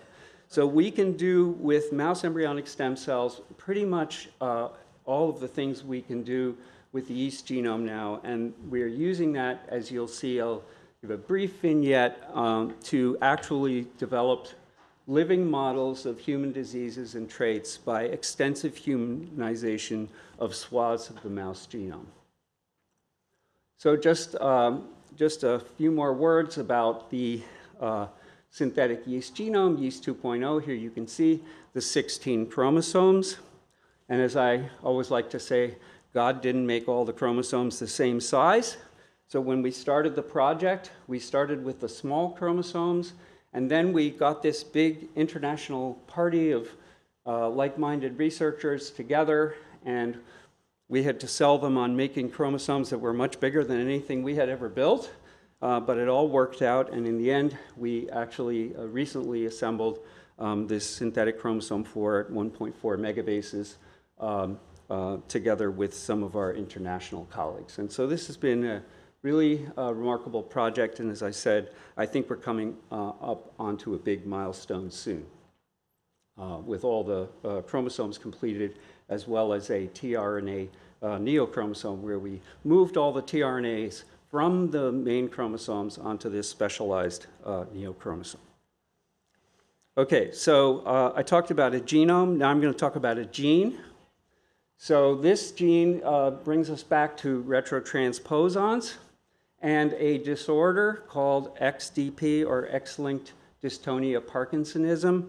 It is a devastating, uncurable disease of men, and all of the men who have this disease can trace their ancestry to the island of Panay in the Philippines.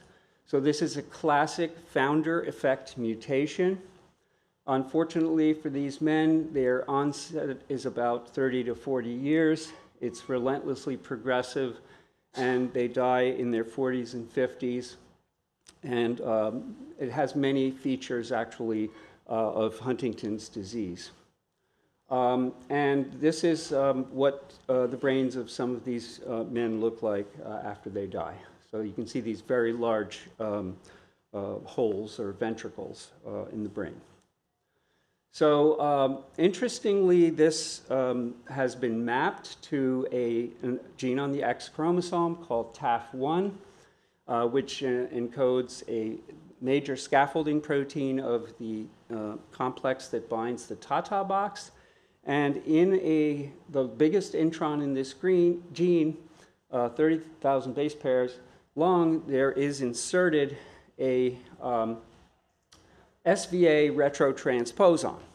And somehow, even though it's in the middle of an intron, you would think it would have no effect. It has this very profound and specific effect, and we're super interested in understanding more about that. Now, as you can imagine, this is an essential gene because many, many genes require recognition of the Tata box for transcription. And what we and others have shown now is that this intronic retrotransposon insertion perturbs the full-length transcription of this gene, and basically from we think colliding polymerases within the intron. And so, as I said, we've been engineering the yeast of the mammalian world, and we've been able to use this to produce a mouse model of the disease. We have tons of data on this that I'll spare you of, but this pretty much tells the whole story here. You have the mutant mice on the left and the wild-type mice on the right. They're moving much faster. One of the ones on the left has a seizure. He will bounce right back from that. Only the males are affected. And these mice are 4 weeks old. What you can't see from the movie is that all of the affected mice will be dead in 6 to 8 weeks, whereas the control mice that are identical to the ones on the left, but for the SVA insertion, have a normal weight, mobility, and lifespan. So we're very excited about this and similar models of other rare diseases that we can make now with this genome writing technology. And this is a defect that even a yeast geneticist can recognize. These mice brains have the enlarged ventricles just like the patient's. Okay, I'm going to finish by talking about pathways. So normally people would go gene, pathways, and genomes, but I left pathways for the end for a reason that you'll see. So you've heard a lot about histidine today, and this is the pathway to histidine. And, you know, Jerry and his lab worked out everything there is to know about histidine, from how it's taken up into cells, how it's biosynthesized, and more. And so we've also studied some pathways that have one big leg up on histidine, which is you can't see histidine, okay? But there are many metabolites that you can see. There are the carotenoids, which come in oranges, yellows, pinks, and reds. There are the violacines, which come in purples and greens, and the bicaverin, which come in reds and browns. And so we basically synthesized all of these pathways and put them into yeast cells, and the results are really quite amazing. And it sort of it inspired me to think about art and religion and things like that. So here's a triptych, a classic 3-part image, and here's another less religious 3-part image. And then I learned, as I was preparing for this, that there's something even better than a triptych, which is a tetraptych. Okay? It's got 4 panels instead of 3. And so this inspired the Holy Fink tetraptych with yeast on the left hand of God, Arabidopsis on the right hand of God, and the histidine, the tryptophan that you've heard about, and the histidine up in heaven shining down over it all. So I have the original yeast artwork. I'm going to put it up here before lunch if anyone would like to see it. And Jerry, here is an epoxied yeast art portrait to remember today.